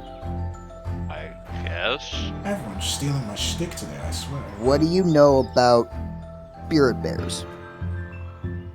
About what now? You know, like bears, like in the forest, but like inside you, kind of, it, you know, hard to explain. I don't know much about that, but I know that there's been rumor of some murderous bear running around. Oh, bad. Is it? It's, Is it? Do you know anything about what it looks like? Is it perhaps like a looks kind of starving, kind of withered, kind of mangy looking? I know whatever it kills stands back up as an undead later. Oh boy. It's an undead bear. That makes sense. Where was it last seen? Do you remember? Do you know? He just looks to you and goes, "If I had seen it, I wouldn't be alive." That's very fair. Where did you hear about it? It's just an old folk tale spread around, well, mostly the wildlands. Okay. Kind of one of those stories you tell to children to make sure they don't sneak out at night. What if I told you I had a dream about that bear? I'd say you're probably full of it. No. It may sound weird, but I had a dream of that bear attacking an encampment full of people. I don't know when this was, I don't know where this was, but it's just, it was so vivid. Like, I saw it through the bear's perspective. Well, if you really did, scary. if you did, they're dead now. He says, and just folds his head back down. Shit. Okay. Appreciate your time. Thank you very much. This is very valuable information. I gotta go talk to my friends now. If I hear anything more about the Necro Bear or have any questions for you, I'll come back, okay? He just gives you a thumbs up. Good God. What Who is am I that? echoing through? Tauntaun, yes. don't make me echo. Oh, I'm sorry. I literally just turned my mic back on. He gives you a thumbs up and says, "By the way, it's called a wraith bear." Wraith Bear, got it. Good information, thank you. Appreciate it, Snark. Uh-huh. Does it perchance have Dance and Necromancy as a song it knows? Alright. So, Hailstar Day, you get one more thing to do before the end of the day. She's gonna head back to the, actually, guess she's gonna head back to the house, home, to see, because I'm pretty sure Jubilee is still there. She is. Yep, she's gonna head there. Actually, yeah, she's gonna head there. Move your token.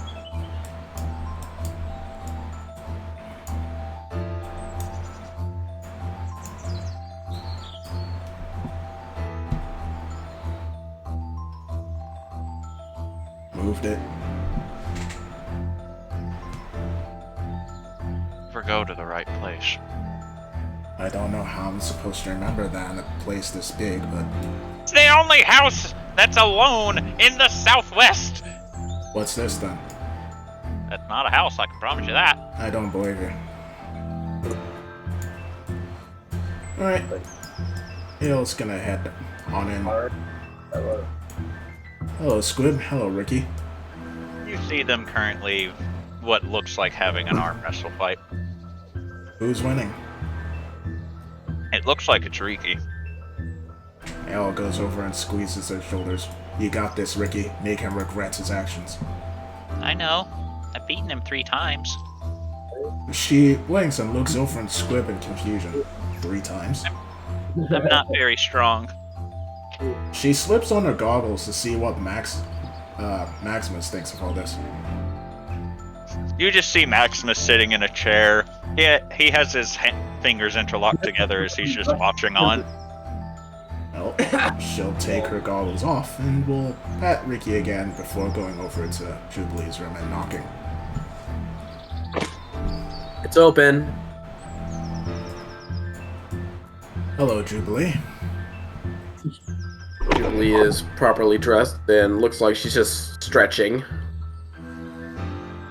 How can I help you today, Ilserde? I have you an assignment for you. Oh? I need you to go to Thicket and ask her any questions that come to mind. And this is what we found out thus far. She's gonna tell her what she knows, but she's going to leave out the stuff about Thicket and the Wendigo and her sister and the blood and whatnot. Basically catch her up on everything aside from the fact that she suspects it's Thicket. So, you think Thicket might know some information being close to Broomhilda? I do. That and she's the one person we've yet to ask. True. Though I think Is it'd be she still best- on our suspect list, or? Yeah, so far it's Aswelgorn, Brunhilde, and Thicket. Though I think you should take Tauntaun with you. Really? From what I've heard, Thicket is... Well, I think it would be good to have someone there to provide support and catch her off guard, I suppose. To be fair, my lady, that sort of thing would be better if I was with Jubilee rather than Tauntaun. Yeah, I was gonna say that statement made Jubilee raise an eyebrow. That's why the insight check. You want me to take Tauntaun? You suggesting Tauntaun is already suspicious as it is. What should I roll? Are you lying to her? No, she does legitimately think Tauntaun would help catch her off guard. But you're not telling me the whole truth. That's true. Are you lying in any way, shape, form, or fashion? Yeah, I guess so. Roll a deception. Hiding You're the withholding information. Let's see. Yeah, you see right through me. BS meter goes off. You just see Jubilee cross her arms in front of her chest and just raise an eyebrow. What? You know you can tell me the truth. I know you're hiding something from me. Ah, you saw right through me. Well, unfortunately... It's one of my specialties. Well, unfortunately for this to work, I can't tell you. That's fair. I'm sorry, but you kind of tipped your hand a little bit when you suggested Tauntaun of all people. I do believe Tauntaun is useful, just as a distraction. I still believe I should go with Jubilee, my lady. Very well. Hubert, you can go with Jubilee. If for no, Alright. if for no other reason than Tauntaun may not keep himself on track. That's true. What do you mean? You were sending him there to be off track. That was part of the plan, though. Actually, all three of you could go. I see now. Destruction! Jubilee can ask questions, Hubert can keep Tauntaun... Well, attempt to keep Tauntaun on track, and Tauntaun can do Tauntaun things. I'd really rather not try to wrangle Tauntaun. Yeah, no offense, but Tauntaun's not good with the socializing aspect unless it's something he's really interested in. That's the point. I don't think he would be interested and might get, off track, as you say. Hubert, on the other hand, would be more on track with this. Well, And Jubilee... don't get me wrong, Tauntaun is a great guy. Oh, Jubilee. Just might... I trust you, so I'll just leave the deferment to you. I'll Alright. stay here, and you can take Hubert. Alright, what question should I be asking so I'm not gonna say the wrong thing here? I believe that you'll be able to ask naturally, based on what I've told you. Well, if you're hiding the whole amount of information to make sure I don't blab something, I'd like to know at least what subject should I avoid? Don't talk about her... Well, don't talk about the drow that was here a few years ago. Alright, that's easily done. Alright, So should I be bringing about ideas about if they think they know who the Wendigo might be? if you want to. Alright, just wanted to be sure. I trust you, Oh, man. so follow your gut. Last time I followed my gut, it almost got my heart ripped out. Looks to Hubert and keeps going. does have a point, Hubert. I've already apologized. I will not do it again. He says very simply. So, Well, Ayla's going to just take a seat next to Maximus and we'll watch the arm wrestling occur. Okay. Alright, so... Jubilee. I guess I just replace Adel Sarday in the initiative. You know what? Sure, that'd be easiest. But, everybody will have exactly one thing left to do before the end of the day comes along and curfew begins getting enforced. So, Tauntaun. A final round of Poka never dies. Okay. Alright, so, in a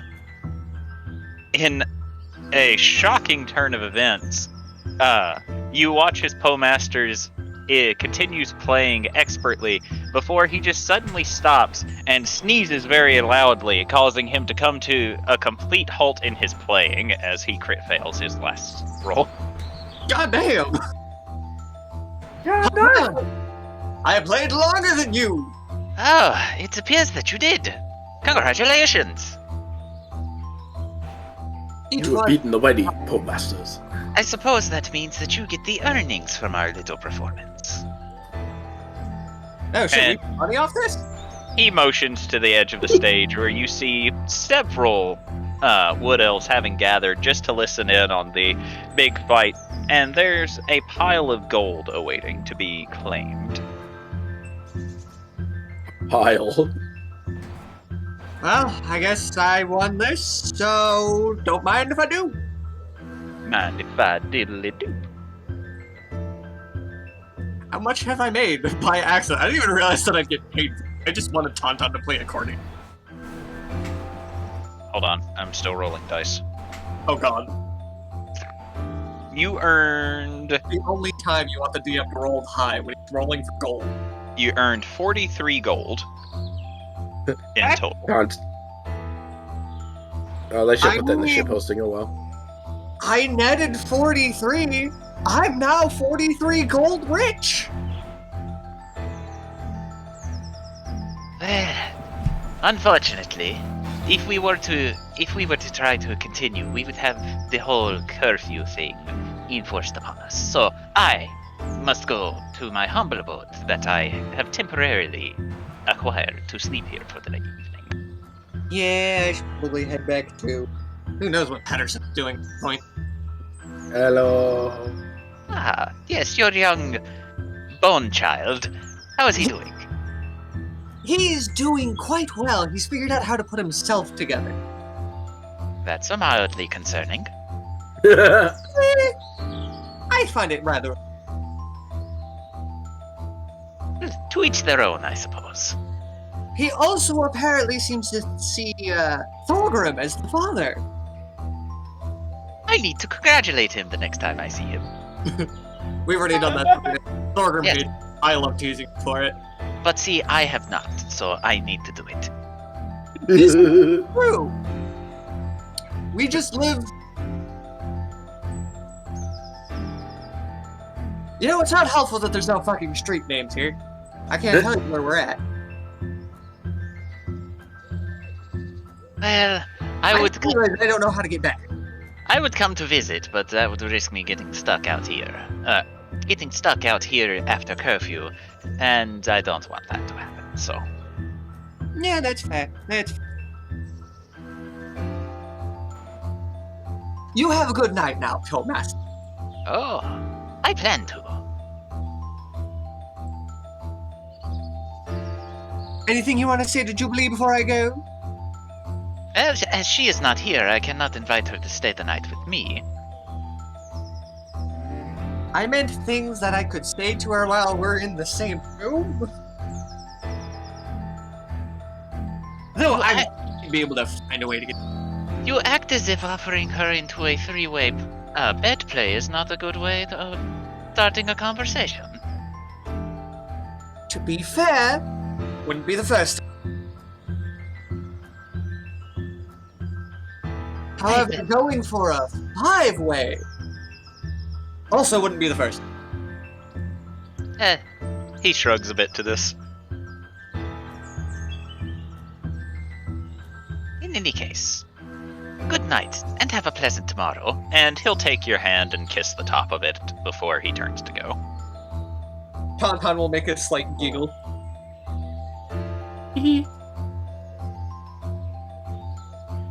Do you head back to the house? Yes, as best he can. As best he can. The first time he got there, he was high. The second time he got there, he was led there. Okay, you know, I'm just gonna put you out of the initiative. You're there. Okay. I ain't dealing with that bullshit. Mark, Oh, it is getting dark, and you have time for one more thing before curfew begins getting enforced. Wow, and even the DM is just stealing my shtick now. so Mark's kind of gonna just kind of take his time getting back to the house, kind of just taking in the sights of everything in the around the city, around the Okay. town. You walk along, and as it gets darker, you see a plethora of animals coming out, and you see a very big bullfrog sitting on top of a tree stump, just staring almost at nothing, as it just seems to be relaxing there. Huh.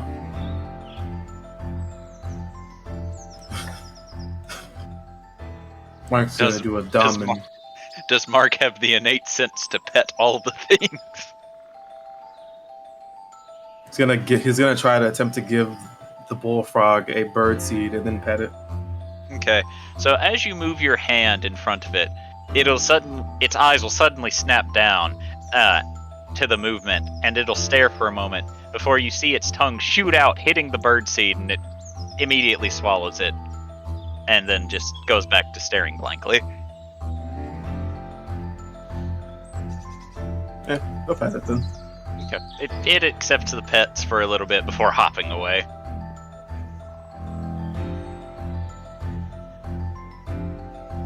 But you did successfully pet the bullfrog. Hell yeah. And he's gonna probably continue back to the.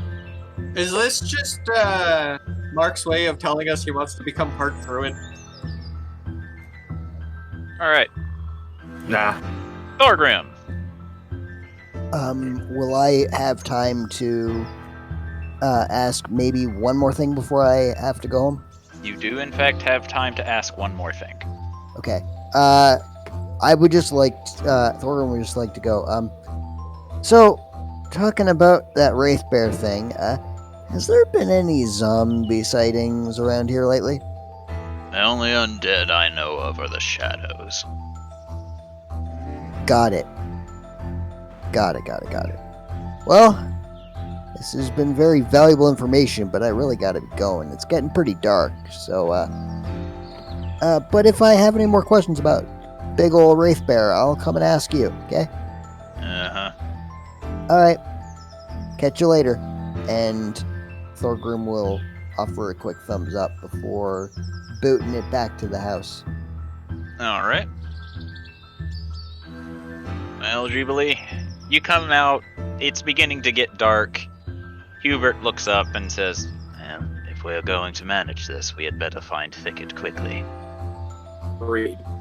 You're the better tracker. I suggest you lead the way then. Do you give him the help action? Yes. I am Wow. not much help. So, you all begin walking along, and Hubert, he is keeping his eyes out, but he doesn't seem to know where to look for her.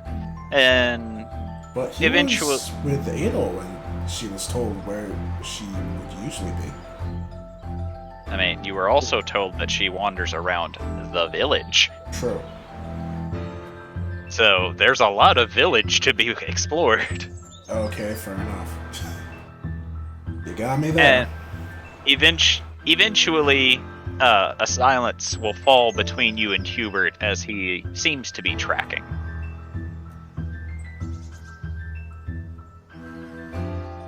So, how are things with Ilsard, eh?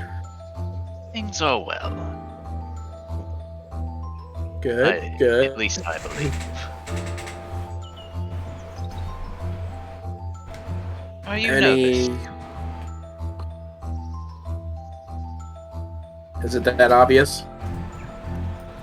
In much the same way that you were able to detect that Lady Adelsarde was lying to you, you have been acting far more nervous about me recently. I assume due to my comment. Sort of. I guess. I don't know. Part of me is.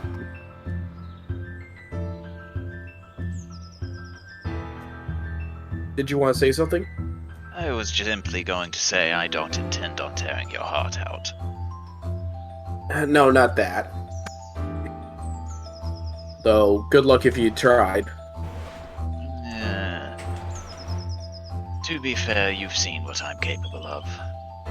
And to be fair, you've seen that I won't go down without a fight. While this is true, I am very... I'm a little more skilled in melee combat than yourself. Again, still need to get that training with you at some point. I agree. Were we not doing this investigation, today would have been a good day to waste to do it. True. At some point, I have to force Lady Adelsarde into armor as well. Wow, you actually trying to force her.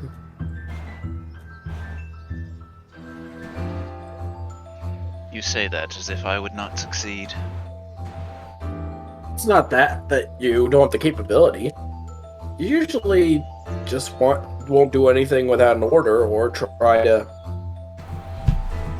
have her think of others other than yourself. And really, you should just let her think about you once in a while. Yes, but she ordered me to train her how to use armor. Fair. So, the only way to learn how to use armor is to wear it.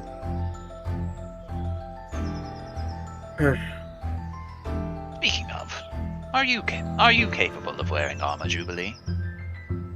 I mean, technically, I'm not looking for technicalities, I am looking for a yes or a no. I mean, I'm currently wearing some. Like, kind of lifts up a little, not like or like pulls down a little bit, just not to show too much, but shows that there's leather armor underneath some of her clothing. Ah. You are hiding it. Clever. Yes, well, while I do value being very flexible, I'm not above trying to protect myself still. But I still need to present myself as the dancer, and most people don't think to check for the armor underneath. Don't text and drive.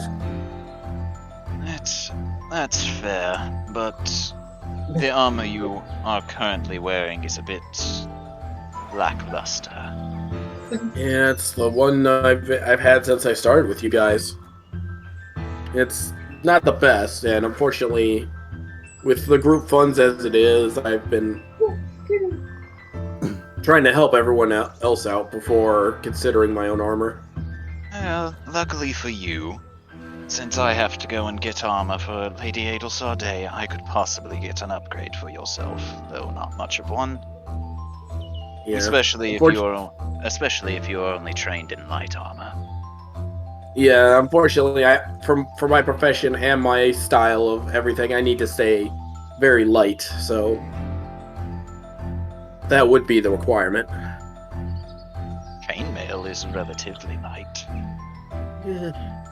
I might have to try to shape it a little bit, though. But that could work. And eventually, Hubert does end up leading you to what looks to be a festival ground with tents lining the area. As now you get to see the map that everyone else got to see. Tontot. What? Stop making noises. Alright. So Hubert will eventually lead you here. And begins looking around, and motions over to one of the tents where you see Thicket currently preparing a variety of trinkets by the look of it. Looks like we found her. She must not have been here the last time we visited. Well, time for us to do what we do best. Lead the way, he says, motioning you. I will head on, make a beeline right for her. Not a quick one, just, you know. I'll make a beeline with the mace out! But It's a new interrogation tactic. I call it the direct approach. You walk over, and currently she seems to be working on a crown made out of twigs, and she looks up at you and smiles and goes, "Oh, hello there." Hello. Lovely evening we're having right now. Yes, Ooh, but I have to wrap up pretty soon. I don't want to get caught after curfew falls, after all. Oh, what are you making there? Oh, it's little crowns and bracelets and necklaces for people to wear during the festival. Oh, wow. You Would you make like a lot one? of trinkets for the... I wouldn't mind taking one. She motions over the 3 that you can take. I'll just grab one of the crowns. Well, I try to make them once the festival comes around. No, everybody seems to enjoy them. Oh, especially the kids? I suppose, but even the I adults mean, will what get kid... What kid wouldn't want to wear a crown and pretend like they're royalty? She chuckles a bit to this and says, most of the children here don't act like they're royalty. They haven't even met them. They don't know what royalty acts like. That's true. Though children do have wild imaginations. Suppose so. But on a more serious note, I'm assuming you've heard all the going-ons lately of what's happening. Yes, how it seems that instead of the Oni being the one to kidnap children, it's something called a Wendigo. Yes. Do you have any ideas on anything to that? Unfortunately, I don't. I'm not even sure what a Wendigo is. Huh. Would your master possibly? Maybe I could talk to her at some other point about this. It's possible, but I'm not sure. She typically hangs out in a grove to the north of the village, within the forested area. How long have you been training with her? Oh, a few hundred years at this point. I'm supposed to take over her responsibility at some day. Wow, that must be a big weight on your shoulders. A bit of one, yes, she says, and you can see her get a little dejected from this and goes, but I just worry I won't do as well as she did. Can I insight check that last statement? Sure. I feel like I'm playing a Phoenix Wright game now. I'm just trying to find the right statement to push. She does in fact seem like she's nervous about taking over. She doesn't know if she's the right pick or if she's actually going to be the right choice. Well, they're gonna need someone to lead them with the new findings out going on. Someone's gonna have to find this Wendigo. Yes, I know. Have you considered looking into it yourself? No, I'm not much of a fighter. If I were to come across it, it would just probably kill me. Well, everyone can play a part in something like this. Again, it doesn't have to be a physical part. Doing some research for someone who wants to go might help. Yes, but I'd have to ask Brunhilde. I don't have time to do that tonight. I see. You don't think it would be someone that high up, could it? And that's why the thing's been getting away with it. I don't know. In order to get past the magic wards along the village, you'd have to know their placement, and you'd have to know if they had any weaknesses or blind spots. True, but if you were already inside the village, then you wouldn't have to worry about that, would you? Well, actually, you would. See, even if you're walking within the streets of the village, the silent wards will, well, notify some sort of guard. We have Night Watch active at all hours of the night. So the only way to get past the wards is to know where they are, if they have blind spots, or to simply be able to dispel them temporarily. Interesting.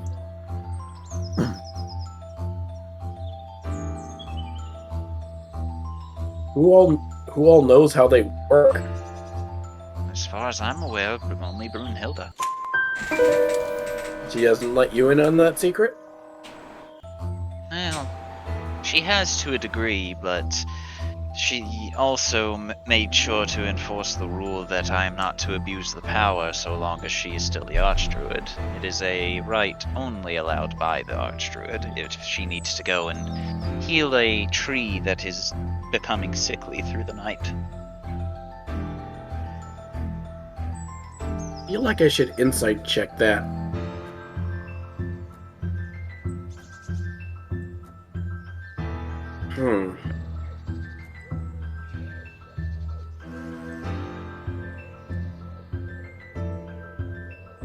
Say, with the things... Oh, go ahead. Sorry. No, With the things that happened with the kidnappings that happened over the years, has there ever been a time where it's been mostly, like, at a high point, like it happened way frequently? No, it's never happened too incredibly frequently. We assumed that it was because the Oni could only come here once every few weeks or so, but no, it seems to only ever be one child every couple of months. Do you think it would have something to do with the moon? With the what now? Do you think it would have something to do with the moon cycles? Possibly, but I unfortunately don't know. As said, I don't know anything of Wendigos or how they function. I'm just gonna try inside checking that statement. You don't feel that she's lying?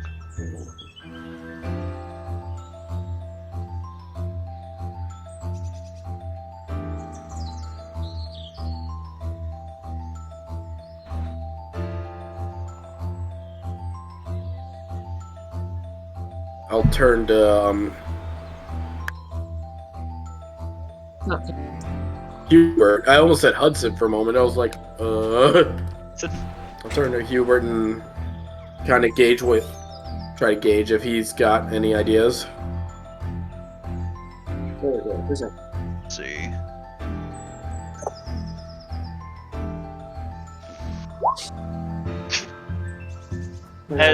As you look to Hubert, you suddenly hear Thicket go, "So is this your boyfriend?"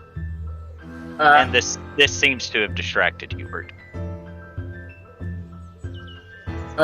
No,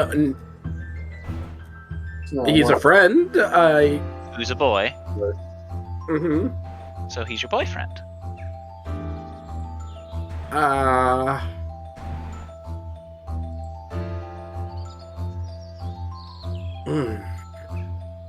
Well, you don't think your master could have done this, do you?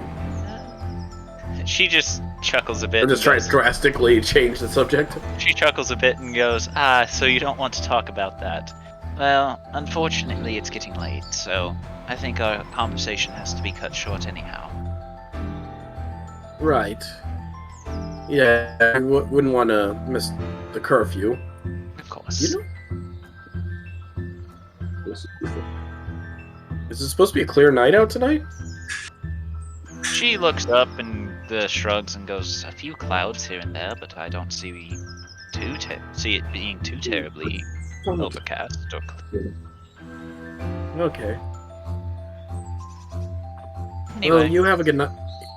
you as well, she says, waving before heading on her way. Oh, I don't like how she turned that on me. You are not very. It seems that you are not able to handle having a situation like that turned upon you. Alright. All cards on the table, Hubert. You've been stuck on my mind lately, and I don't know why, and I'm worried that I'll make Ilsarde extremely upset about it if I even tell her about this, okay? Uh-oh. The only reason I'm telling you this is because, honestly, right now, I can't focus. See, And I'm not blaming you, but at the same time, it's just been frustrating, and I've been trying to push it out, but it's not going away. let's see. And he doesn't seem to know how to react to this news. Yeah, I'm sorry. I've made it completely awkward now. I am not capable of feeling awkwardness. I'm glad one of us is unable to. Well, let us make our way back to the dwelling then. That way we Yes, can and keep our mind off of this.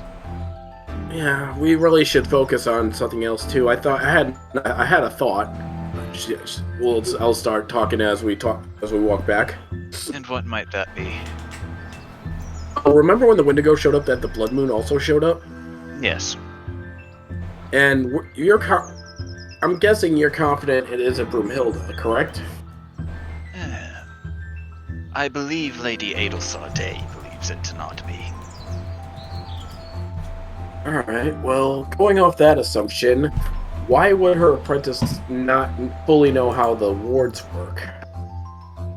Well, in situations such as that, in some sorts of situations, masters do not teach their proteges everything they know in case they ever have to use it against them. True, but this feels like, I don't know. She turned around the questioning on me around that point. I should have pushed harder on that, but I didn't. You did your best, Jubilee. That is all that Lady Adelsarday asked of you. Anyways, I think we should also be trying to focus on the moon cycles, too. I think that's something some people might not have taken into account. Well, I suppose we will keep track of it from here on out, then. Agreed. Try to see if the wards look like they weaken at some point during the cycle. That would require us to stay up through the night.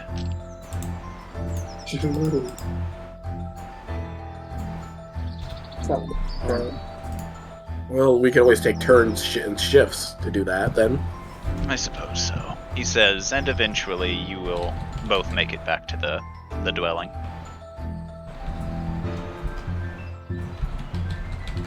He then stops and motions with his hand and goes after you. Thanks. And I'll walk inside. Yep.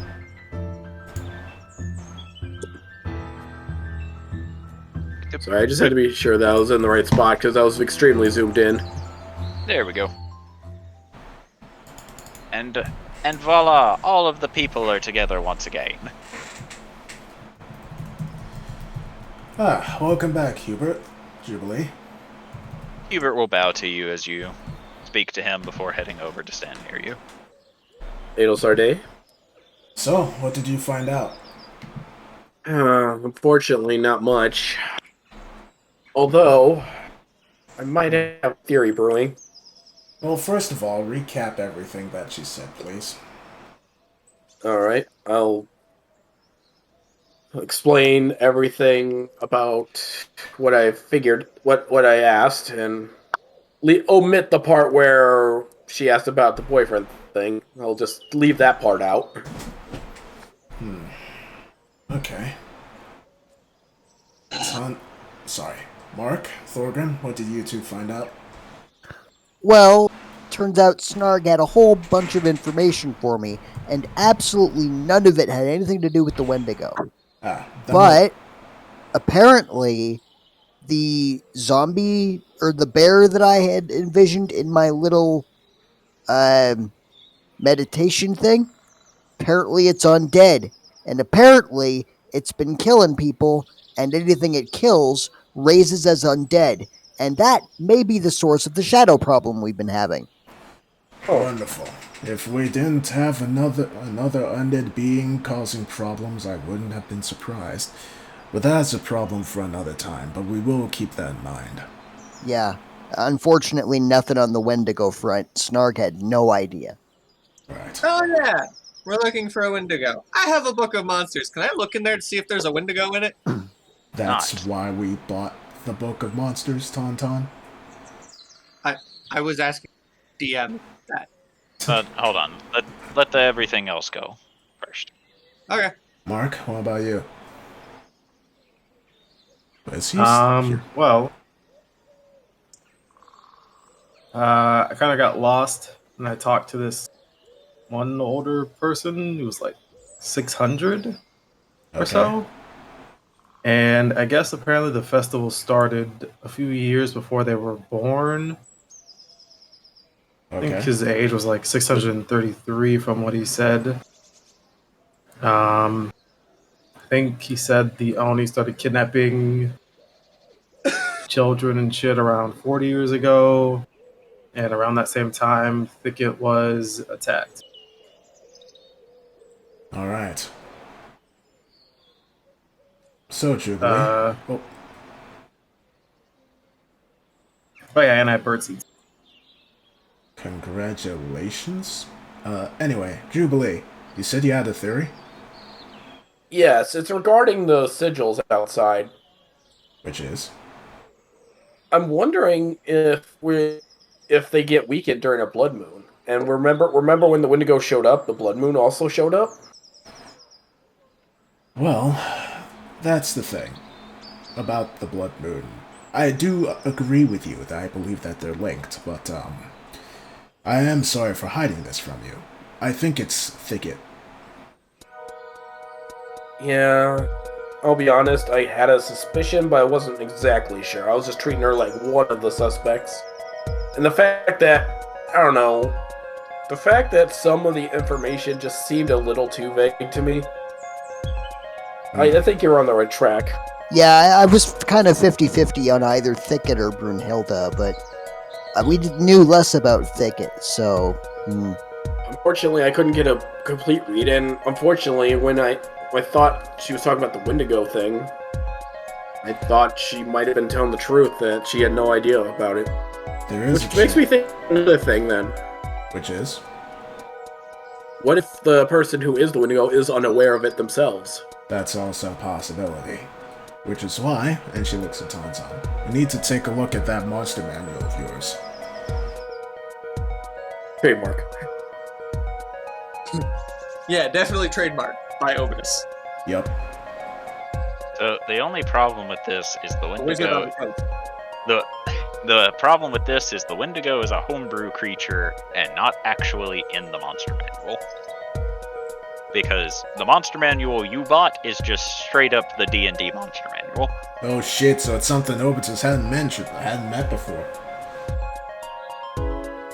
Or had not bothered to catalog. Probably both. It'll come in the next edition. Yeah. So we have an issue here. Which is? It's not in the book. What? Uh-oh. It's not in the book.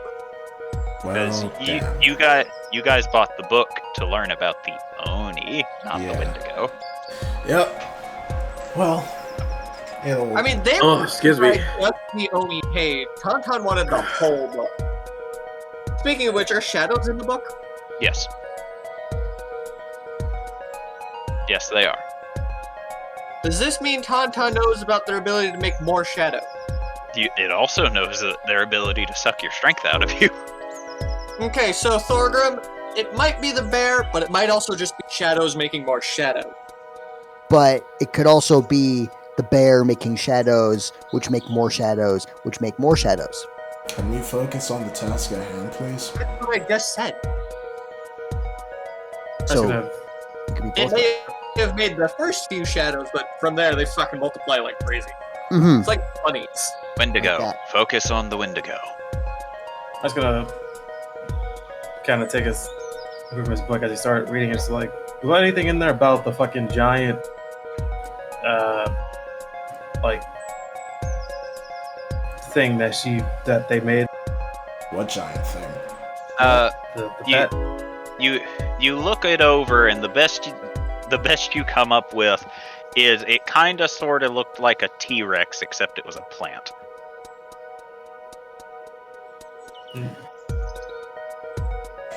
What? I can't say what he looks like and see if Dante can find anything like that. I mean, there is a T-Rex in the monster manual. I was using the stat block of a T-Rex. Just Oh. slap plant on it. But here's why I think it's a Gretchen. For one thing in particular, she was attacked by a Wendigo. That's lady. yes. Sorry, You said thicket. Jesus. This is why I think it's thicket in particular, and why I asked you not to bring up to her, and why she didn't bring. What she said about it in particular is what's confusing to me. She was attacked by a Wendigo. We know this from She was attacked by something. We don't know what. Brunhilde said it was a Wendigo. No, she said that it was attacked by a creature of some sort. I swear she said Wendigo. She did not. I'm not sure, man. Well, you can be unsure, but you're wrong. I will look through the recording, but That's fine. either way, I am very tempted to look through the recording actually, but no, I'll do that later. She was attacked and she was healed by, well, my sister. And the thing with my sister is that she has the ability to, well, if she doesn't want to be remembered, she won't be remembered, period. The same thing I saw happen with Brunhilde when she tried to remember her. It's why it's been difficult for me to find her. The same with what you told us, Jubilee, with how Asrogorn was thinking about Thicket. The same thing kind of happened with him. He couldn't remember parts of her for some reason. And I think we know why. She has some of my sister's blood in her system, as well as some of her abilities.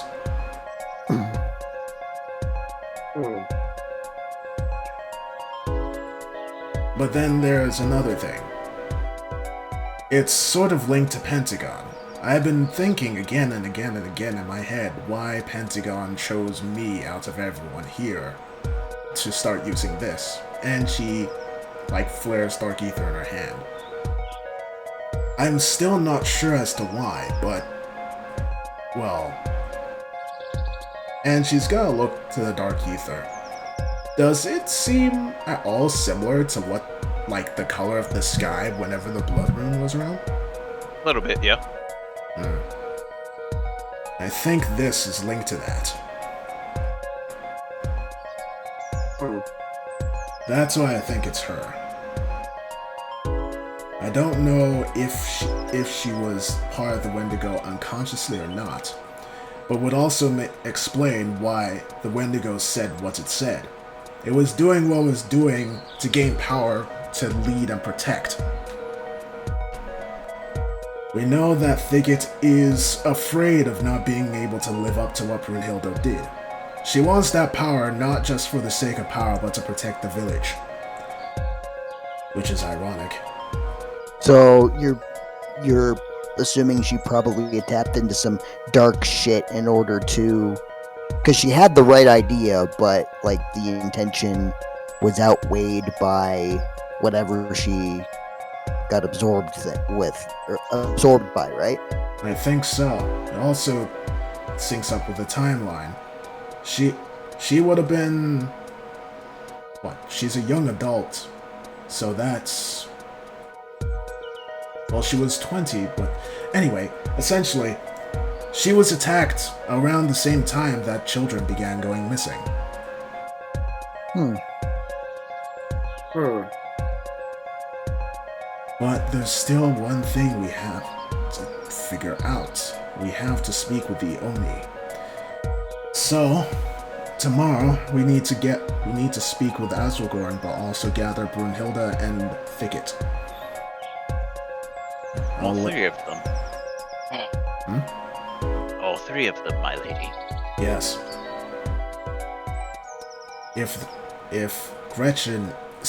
Thicket is the Wendigo, and we confront her like that, and she goes loose, all will be known. I suppose that is a fair point. We will You also already tried checking in on the Oni? We tried. Azurgorn won't let us. You also weren't there for that. Jubilee told us. Wait, was I not? Yeah. Now, Jubilee was informed, but Azrogorn, for the safety of the Oni, is not letting anyone know his location. No, I was gonna say just scry He's the under Oni. witness Yeah. protection. Say I just scry the Oni, make sure he's at least alive. Can't really do that now. The magical wards around the village have taken effect, and it does not allow divination through. Yeah, we can't look at people while curfew is up.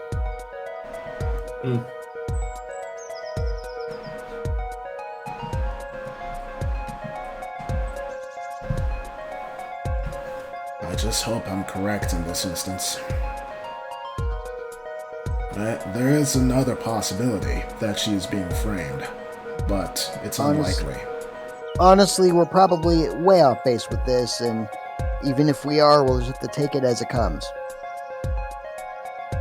Hell not. That's all we can do.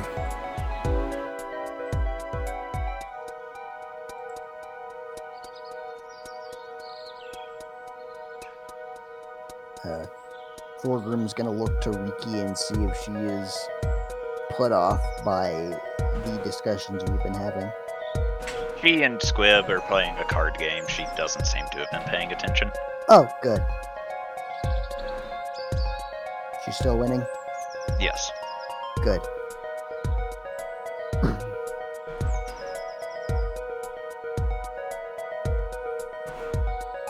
Hey, Marcus also want to go back to reading his book. Alright.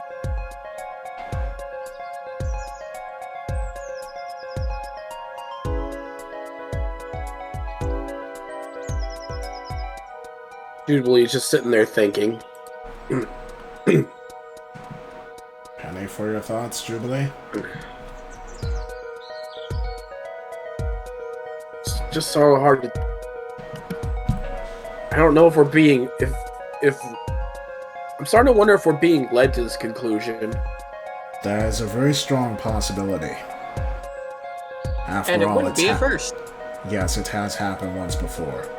That's kind of one of the reasons why I'm thinking about just taking it as it comes, because, I mean, this has happened, like you said, this has happened before with our big lizard problem. And the angel. And the angel. Well, the angel leading to the lizard problem. No, that was... Well, it's happened twice now, so I will not be surprised if it happens a third time. Mm-hmm. But what can we do? If we second-guess ourselves, if we keep second-guessing ourselves, well, there is certainty that you'll reach the festival when druidic energy is high, and then the Wendigo will probably show itself, and when we fight it, it will probably kill us. Yeah. All Hell, we even if the druidic magic isn't high, it still kicked our asses. I'm fairly certain we were close to beating it before it ran. I mean, you may have been, but I was pretty sure I was unconscious. To be fair, I was in such a bad state, Hubert yelled at me for healing him instead of me. Yes, which means that you didn't realize that all of the damage we had inflicted to it had basically healed by the time it decided to flee. Did it? Yes. Until such a point as we find a way to make sure it can't heal, I'm not sure we can beat it. Dark ether might work. But does that stop things from having regeneration? I'm not so sure, but it did stop that large android from, well, just tanking everything we threw at it. It might do something similar. That's a little different, but I suppose we can give it a try. I have another suggestion. Which is, It didn't seem to react well to fire. well, that's my specialty. The fire, unfortunately, did not stop its healing factor. It continued to heal through it despite being hit. It just started to outpace the healing for a bit. I'll have to hit it with both then. If we can't stop the healing, we'll have to outpace it. Yep. Hit it as hard as we can, as quickly as we can. Wonderful. It's the only option I have. Ugh.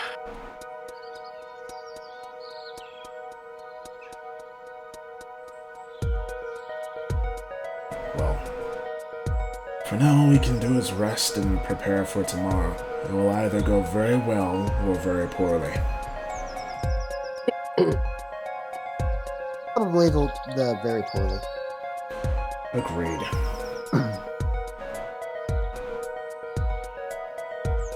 You know, I've noticed that we have a habit of making situations worse before we make them better. Yep. Maybe in this instance we'll make it better before we make it worse. I mean, there's a first time for everything, but, I don't know. Let us rest upon it, and we'll see in the morning, shall we? Yeah, sleep on it, I guess. Alright. We'll then head along to bed. Actually, I have a question for Riki. Okay. Tap her on the shoulder to get her attention. She looks up at you. Do you want to sleep in my room tonight? I guess. Okay. Well, Are you going to bed now? pretty quickly, but I mean, you can finish your playing cards with Squib. I mean, Okay. I'm in no rush.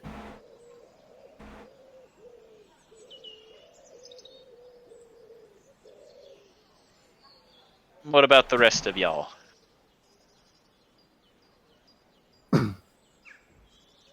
I guess once Mark gets done reading as much as he can, he's gonna head over to the window, put an alright amount of bird seeds in his hand, and it's gonna kind of just have his hand hanging out while he goes into sentry mode. All right. Tauntaun, Jubilee. I will convey to Hubert that I'm gonna stay up low to watch the wards, and I'll have the first watch, as it were. Okay. He gives you a small nod before following Adelsarde. Yeah, I don't have much that I can do other than just idly read book. Okay. Do you have nothing to do? Move your character to the bed so that I know that you are officially asleep. Eventually, Riki will finish up her card game and we'll look to you, Thorgrim. Okay. You done? Yeah. Okay. Are you tired? I guess so. Insight, see if she's tired. Any signs of yawning or something? No. She seems a little tired, but Alright. basically she can sleep. Alright. Off to bed we go then. And,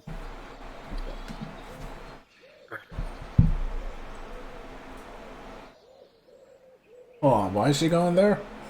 Does Thorgrim ask her to? Oh, right. Yes.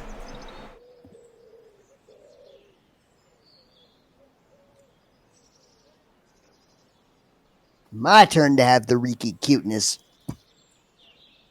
You've All right. been hogging her all in a too long. Okay, so Jubilee, what are you Yes. looking for? I'm trying to watch, see if there's any inconsistencies, and if the magic seems to, maybe if it will flicker or something at some point. Okay, roll a perception. Oh. You watch for a few hours, but the sigil continues to glow with that green energy. Never seems to flicker, never seems to dampen, and you lose track of time eventually from having watched it for so long. And you suddenly feel a hand rest on your shoulder. Oh, is it your turn already? It would be. Thanks. You seem tired. I am. And not just physically. I'm sorry if I keep making things weird. Once again, I'm not one to feel discomfort or awkwardness. Yeah, I don't want to end up hurting Adelsar Day either. I should just go to bed. Hubert laughs and he goes, I promise you, she would hurt you long before you would hurt her. Well, I don't mean physically, but I appreciate that you're confident in her. Julie just kind of starts walking away. She can be possessive sometimes, but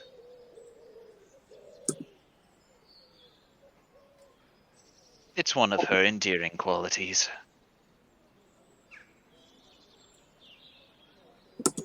I'm glad to know she has such a loyal companion. Julie says, actually, I feel a little better about this now.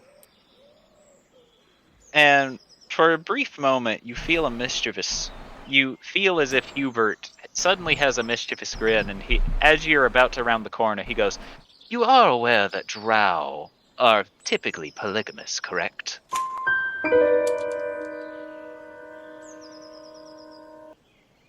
Jubilee somehow goes from a shade of purple to starting to look like a dark shade of red. Not an angry red, just blushing. Somehow all over. But you should head off to bed, Jubilee. You cruel son of a bitch. Nighty-night. Don't let the bed bugs bite. At this point, I'm worried about the Huberts biting. Jubilee, we've already spoken. I'm not a vampire. More than vampires bite. Good night. Good night. Does not get a single wink of sleep.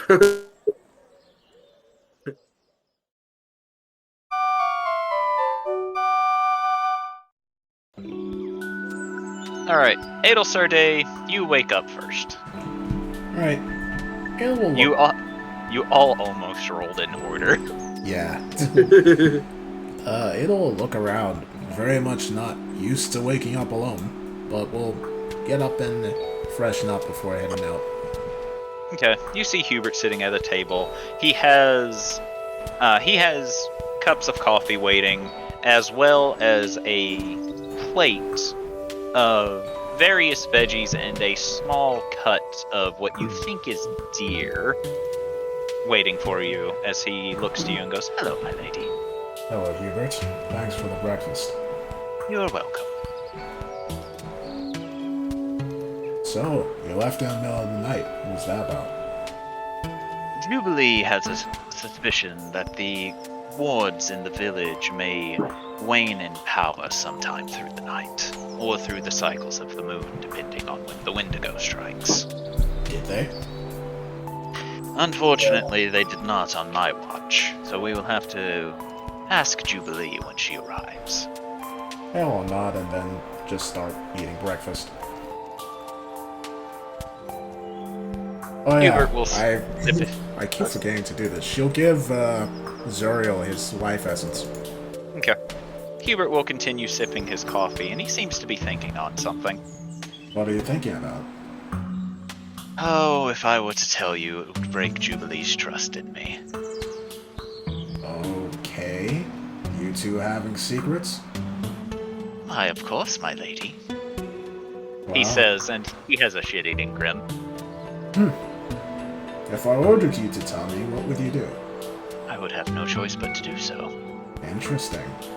Fuck. Well, I won't. If that is your wish, my lady. It is. Besides, But just know that at any time you give the order, you can know what's going on. well, I trust you enough that it's not something that would truly upset me if I found out. If you knew my plans for if I were to tell you, I think you'd find it funny. Really? Really, really. Well, I'm not sure if I can help if I don't know what it is. Then do you wish to know? Well, it would break Jubilee's trust in you if you did tell me. Very true. So, no. Very well. Don't want to get in the middle of your friendship. And Jubilee, around this time, you sneeze. It's you. Yeah, I like it. Say that while I'm actually sneezing. And Squib will sit up as you sneeze and just rub his eyes and go, "You okay?" It's been a long night. I need some coffee. She'll say, getting up. Well, I smell some. Hubert always seems to get up to make some. Mm-hmm.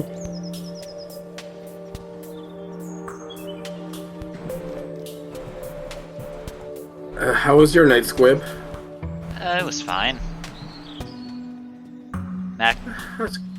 Maximus gave me pointers on how to arm wrestle in my dreams. Oh. So he got tossed around in his dream.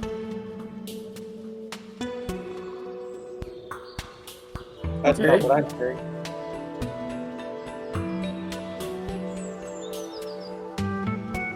Jubilee just kind of still semi-distracted at the last thing that Hubert said.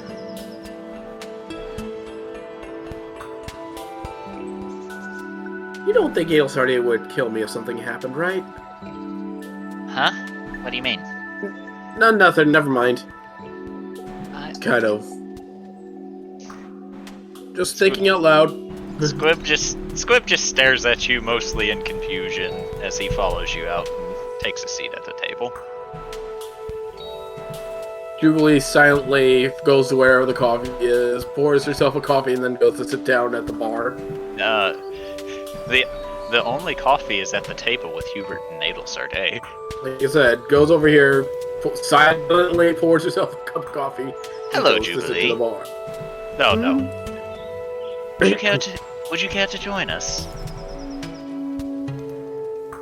I didn't sleep well last night. Did something Did something happen last night? Had dreams.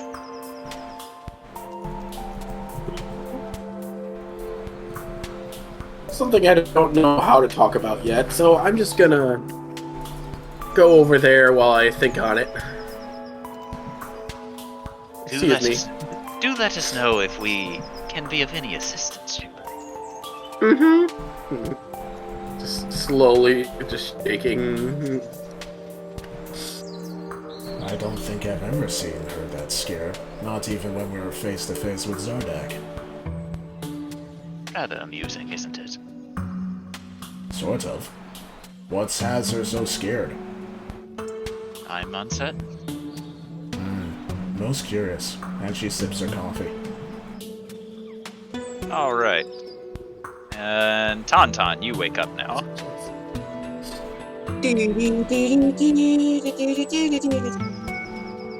Yeah, I don't have much for time.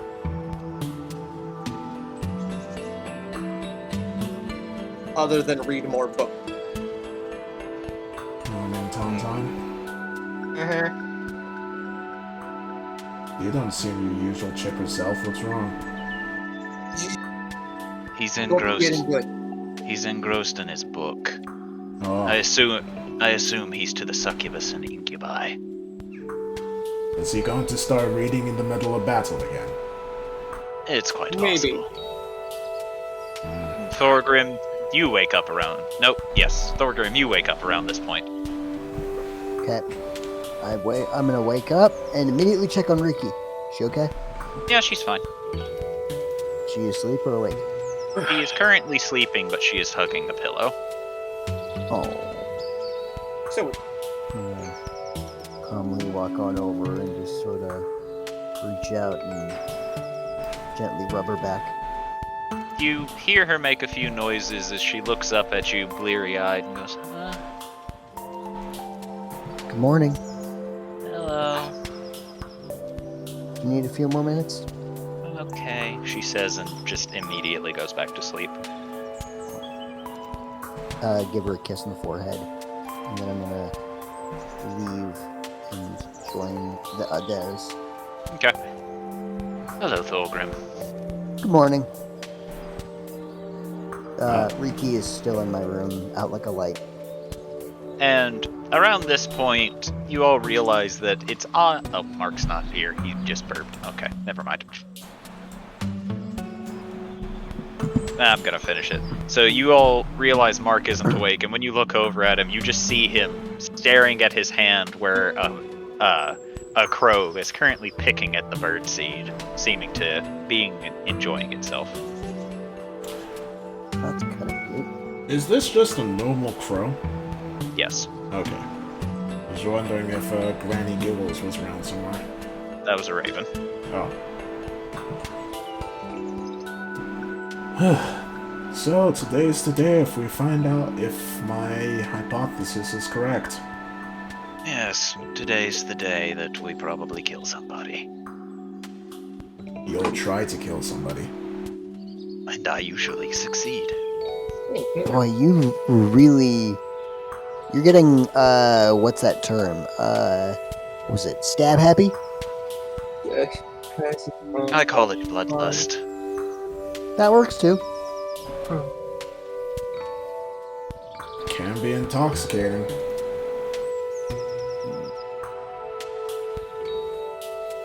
Has anyone got a extra cup of coffee? Hubert will motion to the pot that's sitting on the table with him and Nadeltherde. Awesome. I'm gonna pour myself a cup of coffee and down it surprisingly quickly. Are you okay, Thorgrim? I just feel like it's gonna be a real big day today, and feel like I should probably be wide awake for this because yeah, things are about to get rough. I can just feel it. A fair point, I suppose. Yeah, because something tells me we're hot on the trail of something.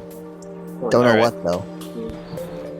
Alright, so Mark, the reason why it took you so long to wake up is because you are sitting still where you are, and in the palm of your hand, a crow is sitting on your wrist, currently pecking at the birdseed. If only you could talk to birds. Mark is going to, as slowly and as gently as he can, wake up and start trying to pet the crow. Roll on animal handling. Oh god. He has literally burped.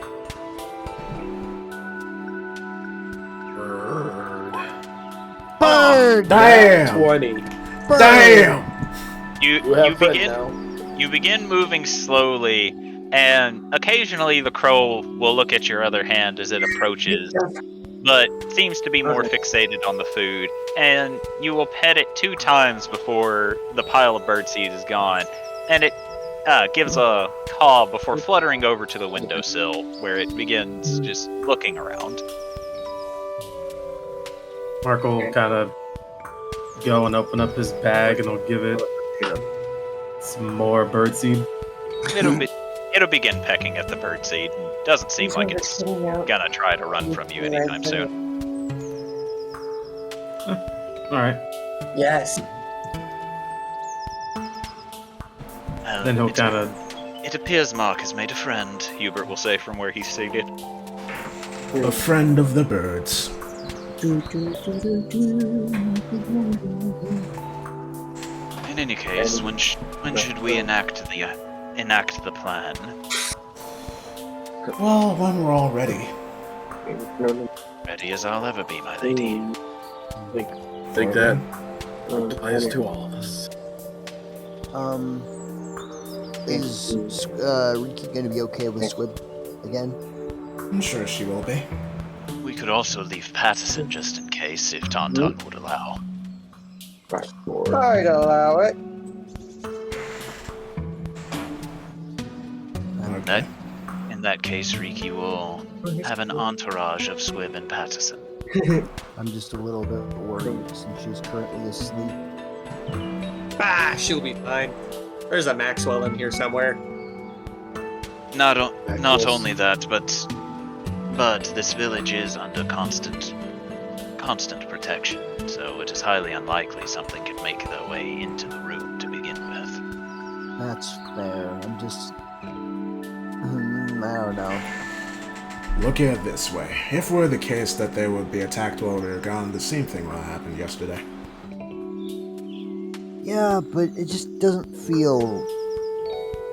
Isn't it odd that she doesn't usually sleep in like this? It's because she is relaxed. Not only that, but she did have a stressful few days recently, Thorgrim. The whole watching Tauntaun die and everything. This Oh, being right, a few weeks after watching you die. I forgot about that. This is probably the first time she's felt relaxed enough to get a good night's sleep. Poor kid. She's not a child, you know. But you're right. She does. It is good that she is having time to finally relax and sleep in. I don't know, I'm just worried about her, that's all. While I understand your worry, you need to remember that she is not a child. I know, but neither are my kids, and I still worry about them like they were. Yes, but that's because they are biologically your children. Family doesn't always have to be biological, you know? Your phrase is family doesn't stop at blood. Usually you're saying... Yeah, what he said. It's weird, but Hell, look at me. I was literally adopted, apparently made by some dude between the realms. My I point. just feel like... My point is, while it's good that you're worried about her, don't worry too much.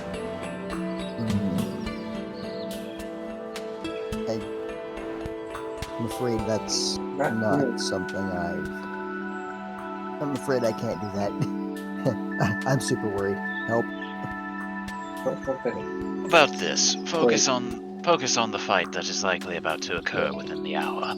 Hubert says and stands up. Thorgrim takes a really deep breath and goes, Gray, focus on the fight. Focus on the fight. Don't focus on the possibly helpless little kobold. Focus on the fight. Focus on the fight. Focus on the fight. I will stab you. What? I'm trying to remain focused, but it's hard. May I give you some advice? You're good at giving advice, so go for it. Yes. My advice is to focus quietly. I am being I'll try to do serious. so I quietly. am being serious. No, I don't think you're quite listening. Focus quietly means focus on being quiet. When you focus on silence and focus on yourself, you can't really focus on other things. In any case, you'll figure it out, Thorgrim. He says, patting you on the shoulder, and while it seems a little awkward, he seems to have his heart in the right place. Okay. Thank you. Look at that, Hubert is growing empathy. Thank you, Hubert. I appreciate it. What do you mean? It's easier to kill when you have empathy. No, it's not. Anyway, are we all ready? As will ever be. Then let's go. Yeah, let's go. Are you coming, Mark? He says he looks over as he's trying to like. Phrasing. Is he still prating? Is he still petting the bird? Remember, we're fighting. Can't talk, bird. We're trying to figure out who the Wendigo is, and we're going to find out probably in a few minutes. We're going to go to Asrogorn. He's going to bring Brunhilde and Thicket, and then we're going to accuse Thicket of being the Wendigo. Also need to speak with the Oni about it too. Oh. Okay. He'll kind of check how much birdseed he has left, and if he has enough to leave just a little bit for his crow friend. Yeah, you have plenty. He gave you 3 bags worth. Oh, okay. Then yeah, I'll leave a little bit extra for his crow friend as he kind of sets off. Okay. And Crow will nom nom nom nom nom. Alright, let's go. And we'll head out the door. If anybody is nervous, get their nerves out now. Thorgrim's doing the deep breathing, like. This coffee is very strong today. Jubilee, your cup is empty. Well, let's go. Let's go.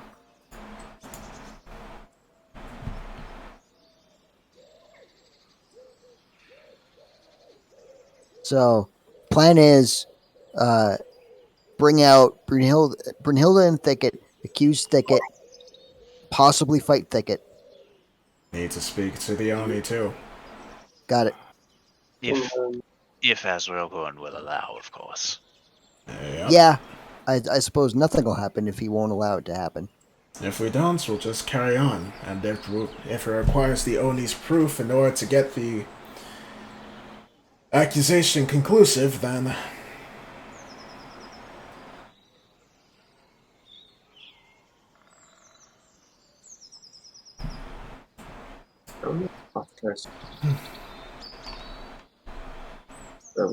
Ada will walk over, arms behind her back, in her usual backwards folded arm stance.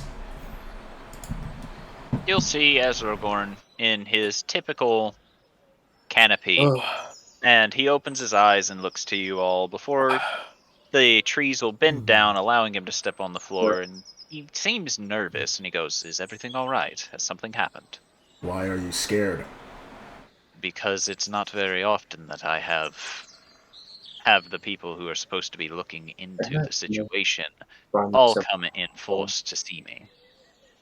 Well, I have an idea as to who it is, but before I tell you, you're going to need to get both Brunhilde and Thicket here. He blinks for a minute and goes, "If you can tell me why, then yes." I think I know who it is. Yes, that doesn't tell me what you mean.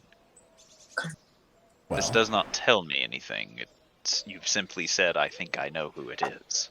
yes. We intend to expose them. And I feel that if they get violent, it would require your help, along with someone else. I see.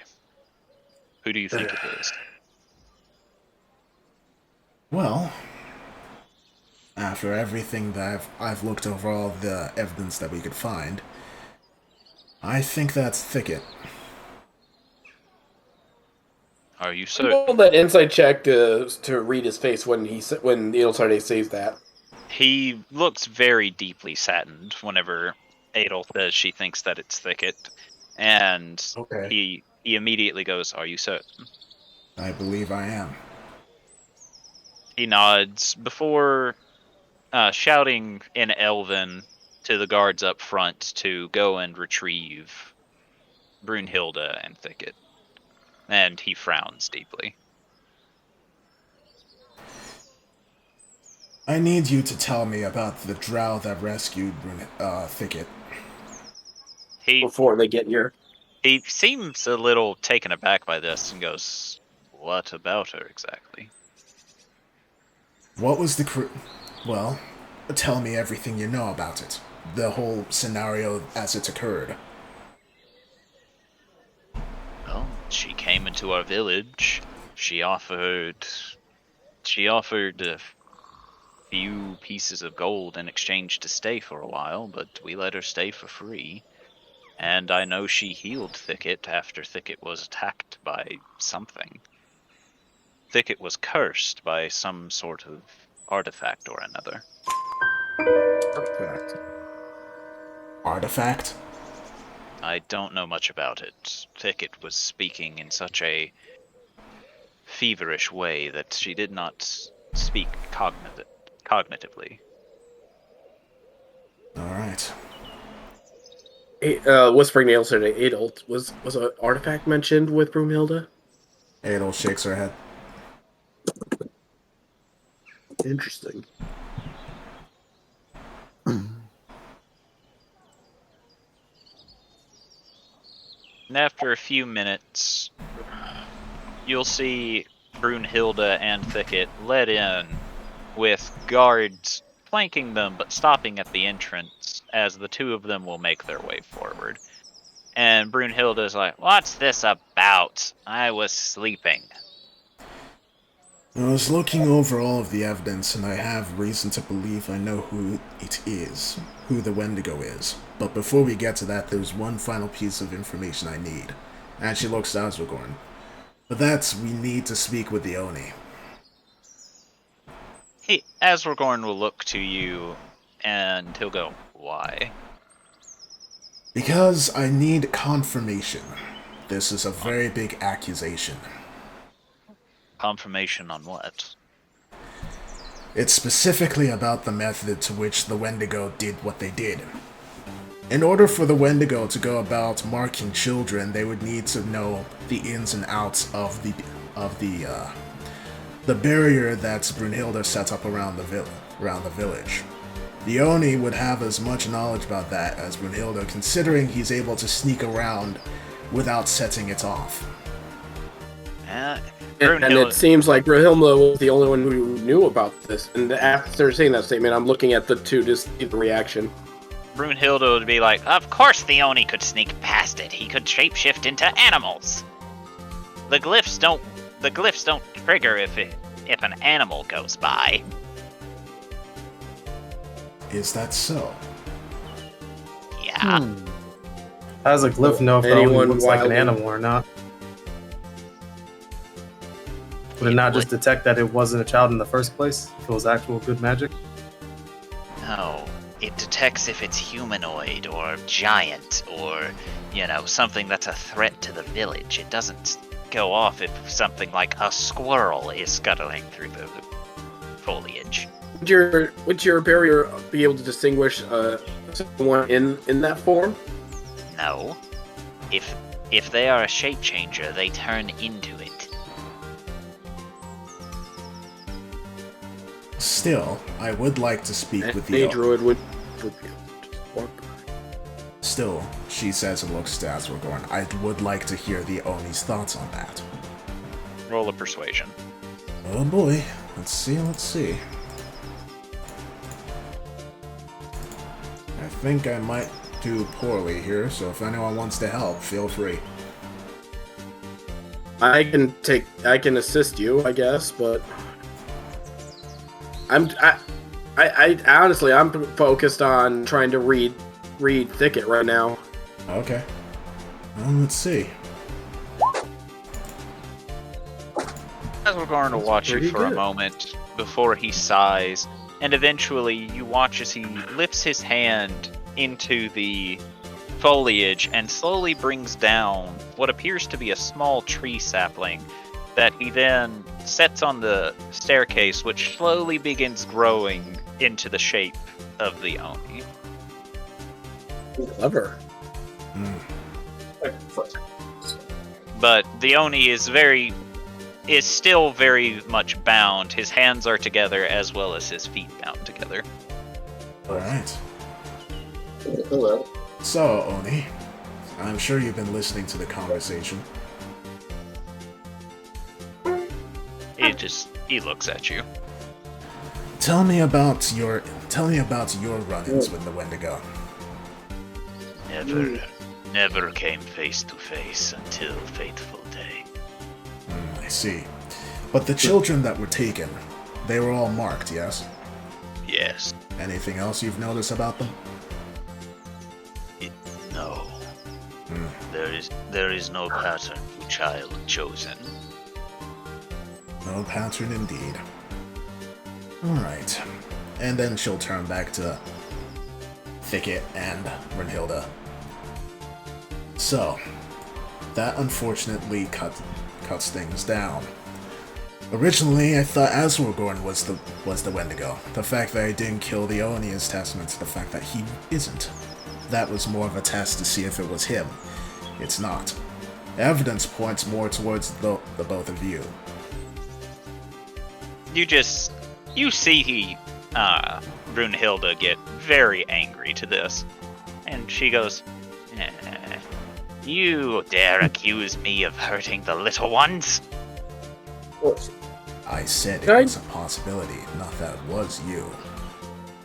How is Thicket reacting as I'm watching her? Roll insight.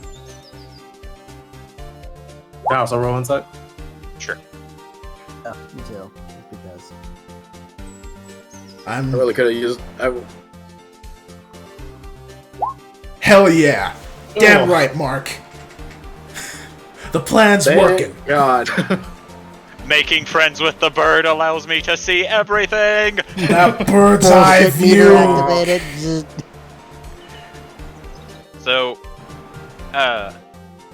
Mark, Jubilee, and Thorgrim, you notice that Thicket has gotten noticeably a lot paler since this conversation has started. So, Adel is going to walk over. Now see, Brunhilde, the evidence does point towards you. In fact, if I didn't have certain information, I would have thought it was you. But the unfortunate thing is that we have a coincidence. And she'll look over to Gretchen. Sorry, Thicket, I did it again. There's only one reason why I'm not blaming Brunhilde right now, and that is because when you spoke to Jubilee, you decided to leave out something that many other people seem to think that is very important. The fact that 40 years ago you were attacked by a creature. And apparently there was an artifact. Enlighten me, please. What was that? It was something that I found while I was exploring the forest. Elaborate, please. Elaborate on which part? What kind of something? It was an artifact. A small little trinket. And where is it? She, as you ask this, she just almost instinctively reaches for something that would appear to be hanging around her neck. She'll put her hand out for it. Let me have it, please. This is a Phoenix Wright case. No. Why not? Why would I? Because right now you are being accused of kidnapping and eating children. It's of importance that you prove your innocence. Everyone roll insight. Oh, Or boy. perception, sorry. Perception? Roll Good perception, question. not Does insight. Mark or everyone here know about the necklace that George saw? It wasn't George, it was Damn it!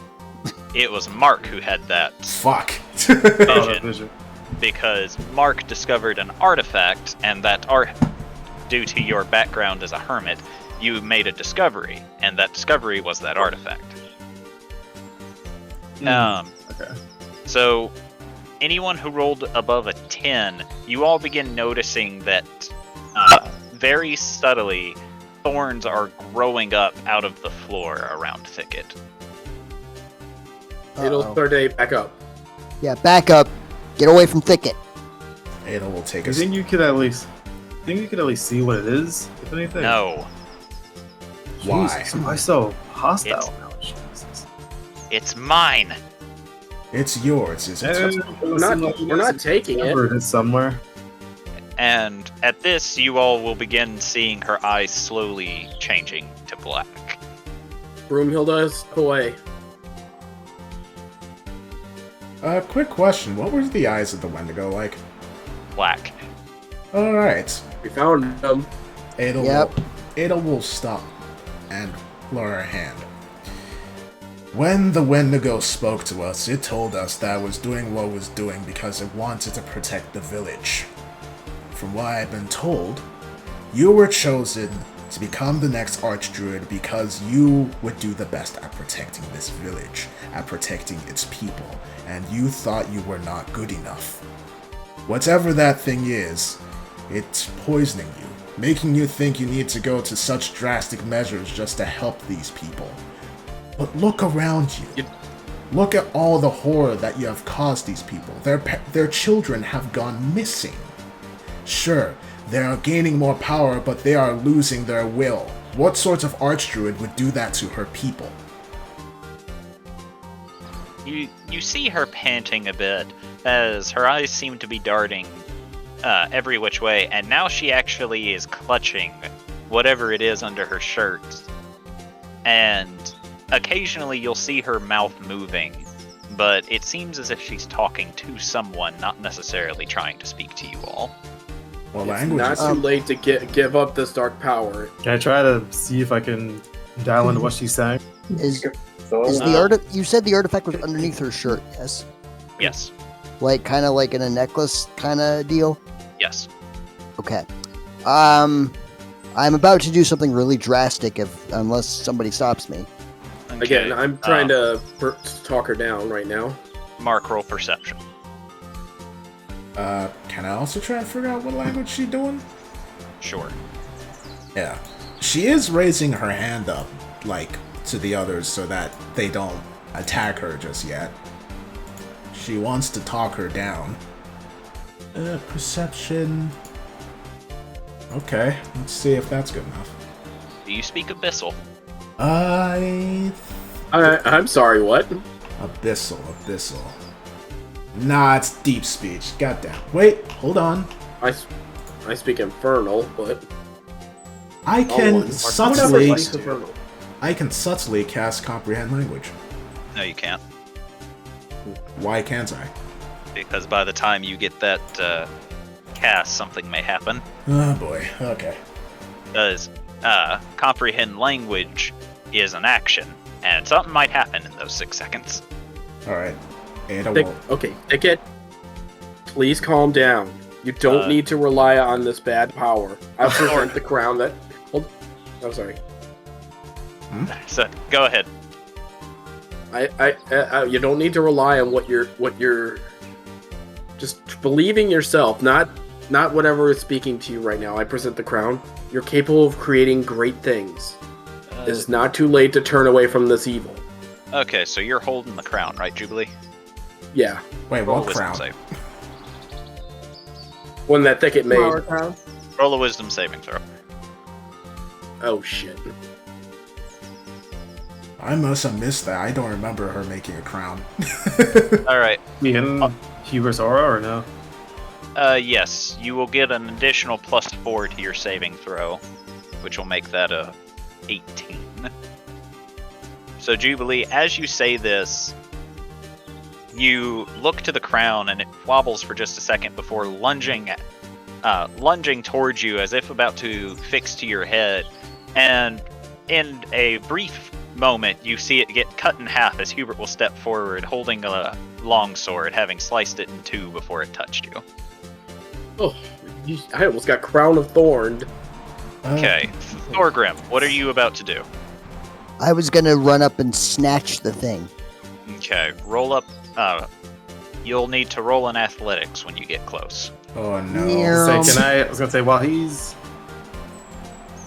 I don't know, Mark, be able to action tab while he's doing that, just in case if he does fail, could Mark try to train his eye on the fucking thing and try to shoot it out of her hand? Wow. Well, no. Shit. Because this action is going to cause the thing to happen. Uh... So, Thorgrim, You rush up, and despite how fast you are, you see Thicket's eyes suddenly lock on you, and immediately you see her form beginning to grow rapidly, as suddenly the Wendigo is now in front of you as your hand reaches it, and she goes, "It's mine!" And all of you will see a blinding flash of dark green light as the party is transported elsewhere. What? What? Oh boy. Oh boy. Hey, we're being teleported. Hey, I'm not I was used about to to. say, Usually, I'm the Question. person teleporting people. wish we had time to actually think about this because Mark was gonna say Does we probably Broomhilda should get go caught and- with us just because she's close by? No, she's fine. Sorry, gonna say- guys. It's like we should have waited because we didn't even pick up fucking Thorgrim shit. That's my bad. I'm sorry. Bruh. That's what he would do. Adel told you to hang back. Why did you hang back? Oh fuck, where is Because it's this? me. I'm impulsive. And you all assumed Thor Tauntaun was all up. As Oh usually wow, look at the you are. time. Oh boy, 3 a.m. Ooh, time for a Krabby Patty. Time for an existential crisis. Ale's going to look around slowly. Time for Mark to be a distraction again. You all will begin standing up as you actually got knocked to the ground after this, and you're not sure where you are, but it seems to be an area that seems to be under a perpetual fall. You see leaves gently drifting from the branches and almost immediately regrowing, turning orange and falling to the ground.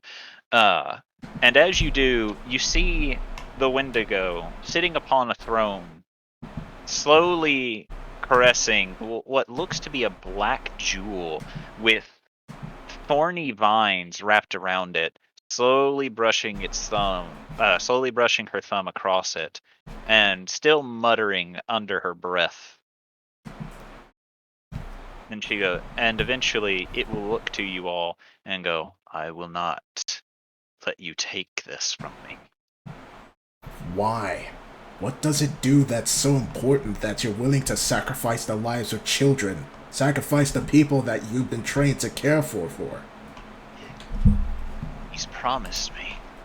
He's promised me the ability to lead my village into a new age. Who And is it's he? not age. And as she's saying this, you see her eyes flash, and you all begin hearing cracking sound as from the roots of the very gnarled, corrupted-looking tree, you see movement as slowly but surely you see hands pushing out of the bark, and slowly humanoid-esque shapes will begin pushing themselves out and looking towards you all. As from the gnarled roots, Those things. Shadows? as from the gnarled roots you see these creatures of some sort pulling themselves out, and after pulling themselves out, they reach into their chest, and you will hear a loud series of snapping, cracking, and breaking as they all seem to brandish various weapons of some sort. Oh, they don't normally do that. Ooh. As she goes, "I can't let you stop me. Listen, For this the sake is... of your people. I'm done talking." Real quick, can Mark try Does to that get a? mean to listen? What, Mark?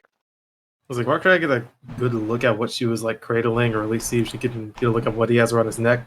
See if it's kind of. I described it. It's a necklace with a small dark gem with thorny vines stretching around it that she is currently caressing and slowly rubbing her thumb against. Oh, okay. I was gonna see if it looks similar to what the necklace that he saw in his vision. It doesn't look like the necklace you saw in your vision, but it has a similar energy to it. The Welsh. Or it's the Precious. I'm done talking. blood needs to be spilled, and yours will do fine. But I don't bleed. Mark, please. That's not helping. Have blood. All right, give me initiative. That's Listen, not Mark's helping, gonna be annoying this Wendigo the entire fight. Oh boy. If you enjoyed the video, like, comment, and subscribe. Hope you stick around to see more of what I make. Be seeing ya.